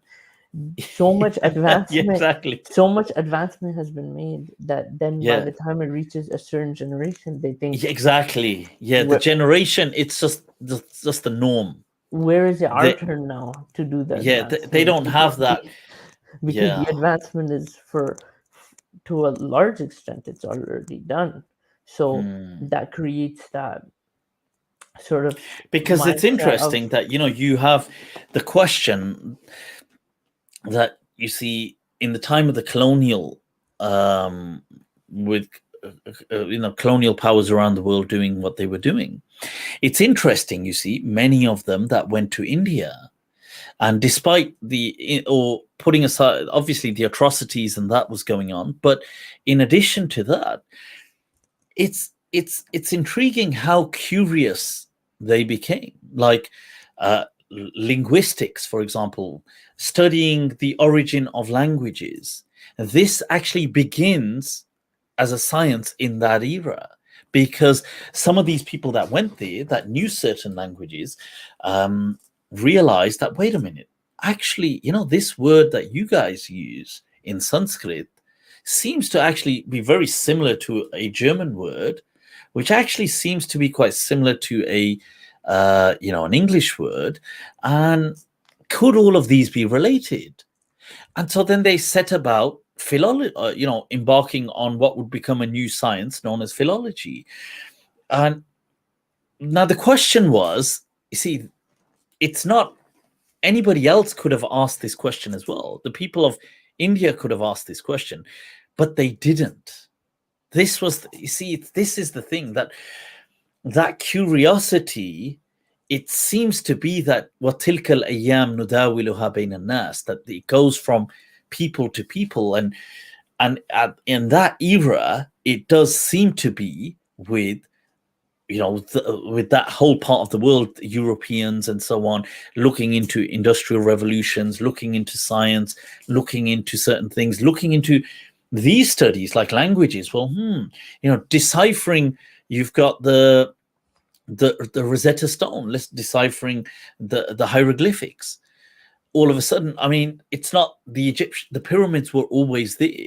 It's not that the pyramids weren't there, and Arabs and Muslims lived with the pyramids and lived with these hieroglyphics, and certain people may have known how to read them, but it just was never carried down, and people didn't seem to have a curiosity, or not a strong enough curiosity to crack it. Like maybe they did feel that, I wonder what they say, but let's get obsessed about it until we can resolve it is a different level. and I also think it comes back to over time, some civilizations then fall down as well, right? Like as one rises, another falls, another one rises, another one falls. And I think that's just the natural system. That is, and that's what Ibn Khaldun writes in his Muqaddimah, and that he sets out certain laws for for dynasties and dynasts, and he says that he gives a cyclic model. He says that this is how dynasties will exist. They have these patterns that they will rise from nothing, and then they will set about, and this will be their kind of the pinnacle. Because he says, he says that those who faced some difficulty will be at the prime. That they will be at its peak because they have a deeper sense of appreciation. And then he says, then there'll be the next generation who only are born in opulence and affluence. And then he says this will be like the beginning of the decline. But then those who are born to them will usually be in so much luxury that they can't be bothered. So, for example, he'll say they can't be bothered to defend the territory or fight or do stuff like so. Before you know it, they will be attacked upon, and by the time it's after them, it's gone. And then he says it will be another full circle again, and so he gives it these stages. It's interesting, but yeah, it's interesting for sure. Yeah, I was just thinking, yaar, aap socha kare. Okay, you need to think. I wanted to sort of bounce this idea off of you to get your thoughts on it. Do you think over time, because I don't know if it's right to say this, but it is quite evident that it has become harder to sort of bring the practices of the Prophet ﷺ and sort of conduct ourselves the way he did and the other prophets and messengers did, alayhimus salam. I think in some manner it has become harder. I don't know to what extent. I think it differs person to person, society, country to country. When you're saying it's become harder to do what? Sorry, to sort live of up to the to prophetic live ideals. exactly to live up to those ideals. I'm not sure if you agree with me or not, but I feel like this is something I've observed. I don't know if it's I'm just speaking from me personally, right? My own struggles and my own trying to bring those applications into my life, and how Because tough it can be. But again, like I said, I think it differs person to person. But do you think this, so this is my actual question, and then you can sort of give your thoughts. Do you think this has any relation, if it were to be true, do you think it has any relation to where the Muslim community or the Ummah, or however you want to put it, is today? right, so you see, if that question, is it more difficult today to live up to the prophetic ideals, sallallahu alaihi wasallam, I'm not sure if it necessarily is, but I think the problem may lie in what we prioritize as the prophetic ideals. You see, to me, I definitely believe that the prophetic ideals were the ones about serving humanity and about compassion and about love for people. In that sense, I don't think it's I don't think the ideal is out of hand or out of reach. I think the struggle is just one of the ego and of the self to rise to do that, because it's difficult. For example, giving, it's difficult being, it's not necessarily difficult, but you have to train, you have to kind of Exactly, that's what do a I'm bit of saying. I'm not saying mujahada. it's, again, I'm not saying it's impossible. There are, alhamdulillah, people achieving it, and there's Yeah, no. live So the examples reason of I that. was saying this, Imam Jawad, was that I was contrasting it to, if somebody thinks that, well, the prophetic ideal is to dress in a certain way, let's say, and to pray, I don't know, like so many nafil in a day, and to do things like that, to me, are not necessarily the ideals. That's, we would then have a principle methodological difference in how we're looking at the prophetic ideals, because maybe that stuff is difficult, but to me that stuff was not the ideals, and they were not the primary things of focus.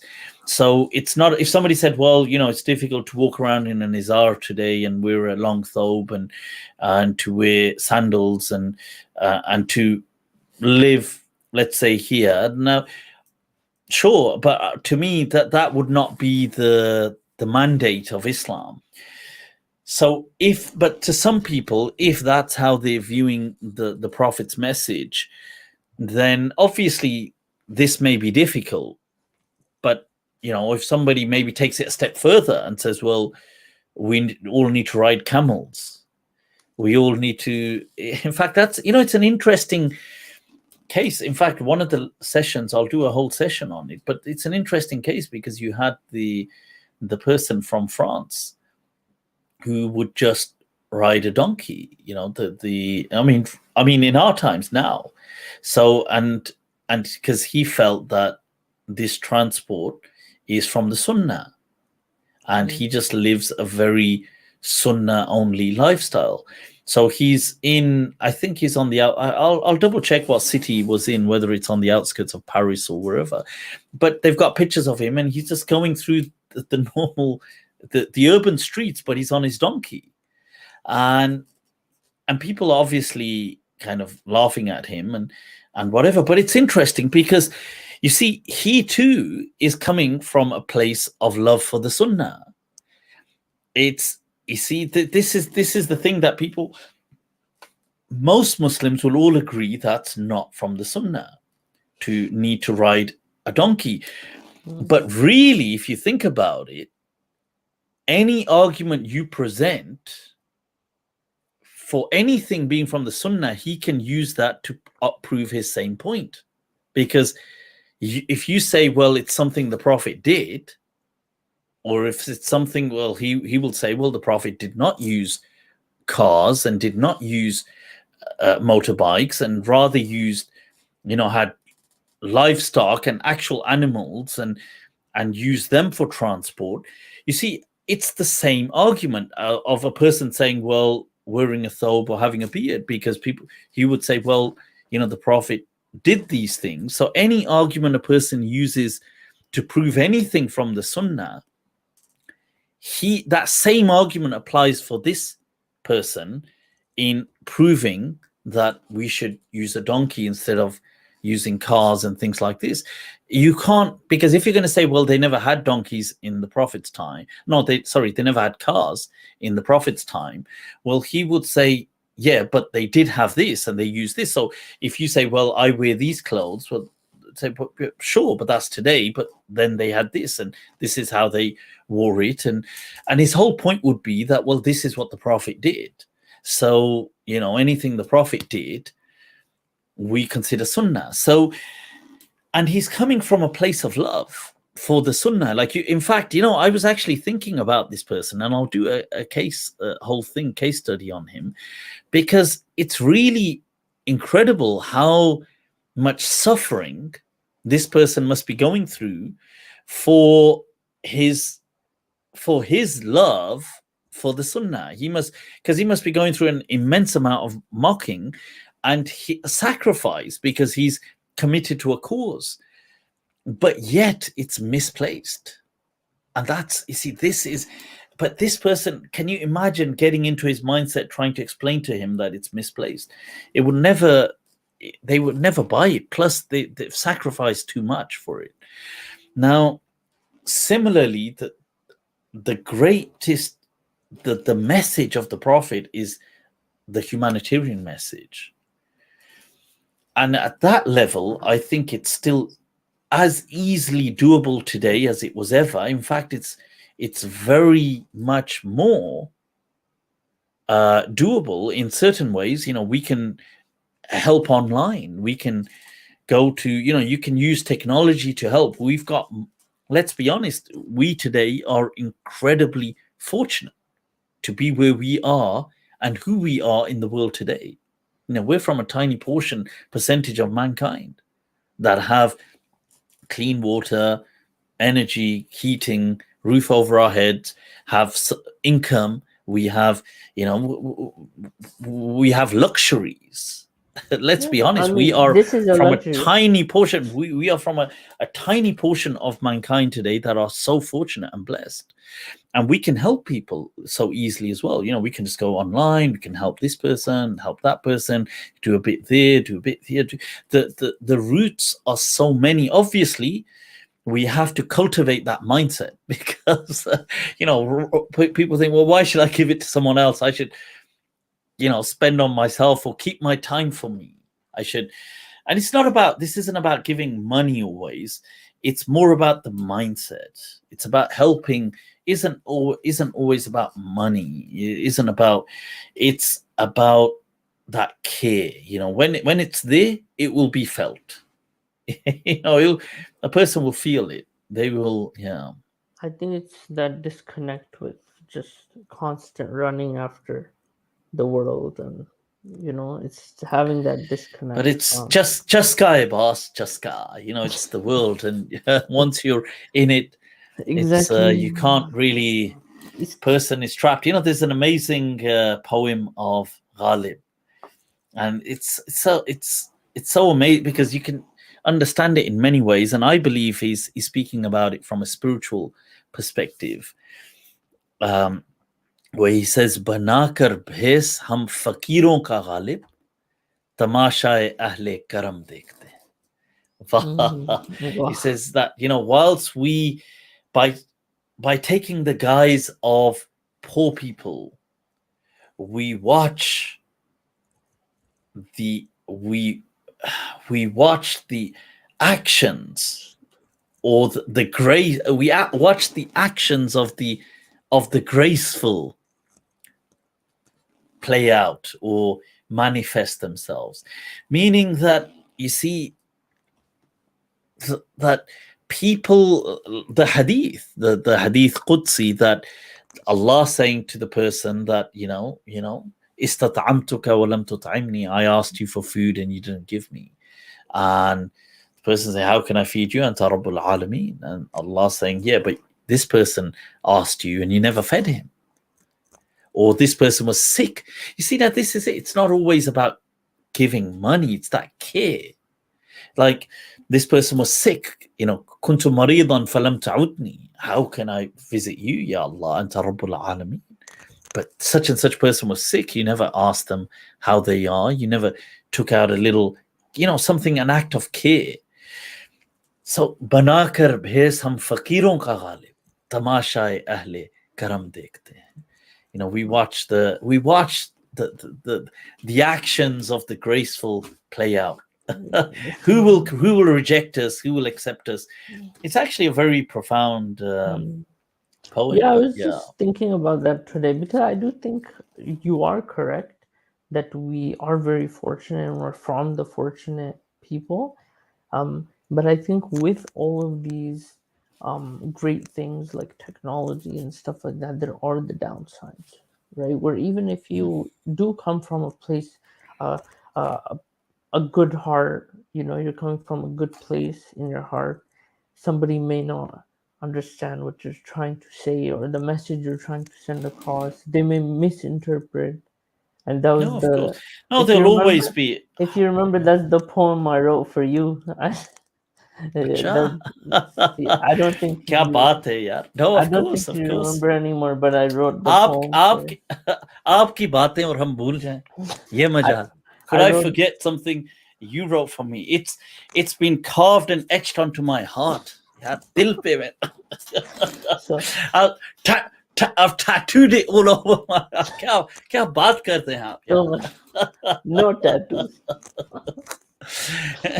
With a blade, I took a Rambo blade and khud pe likha. I wrote it out right here. I was like, yaar, Imam Jawad wrote a poem for me. Yaar, lucky he didn't write a qasida, otherwise I'd have to etch this all over. Okay. Yes. No. So I was just thinking of those things that, I think with all these amazing things, there come the downsides, and I think the downsides always existed, and they always will. But I think it's just trying our best that we can do to spread the message and to go back to the characteristics. And with that, we make dua that may Allah make us amongst those who are able to follow the practices. Some people were asking, what masjid are you at, by the way? I'm here in Canada. So in Canada, and what's the masjid? Some people had asked in the chat earlier on, and I didn't get to ask you. Is it in what city are you at? Vancouver. No, not Vancouver. I'm in Ontario, so I'm in the Ontario. So I'm close to Toronto side. Toronto. I live between two places. So one's Niagara Falls, and then I live in Milton as well. So I'm half. So half the week I'm close to the American border, and then half the week I'm in. Yaar, kun fi dunya ka'annaka musafir.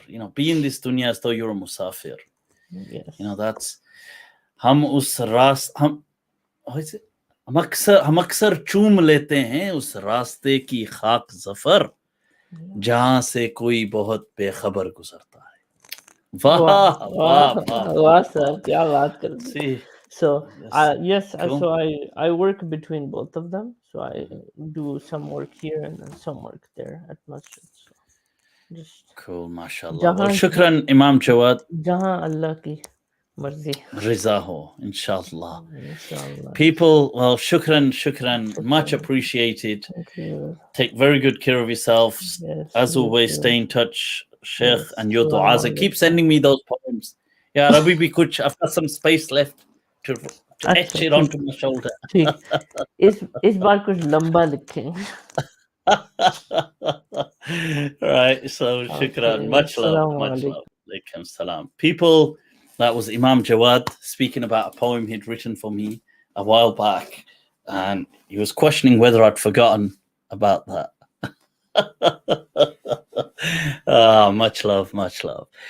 See, love and positivity is something that is felt. People feel it. You don't need to.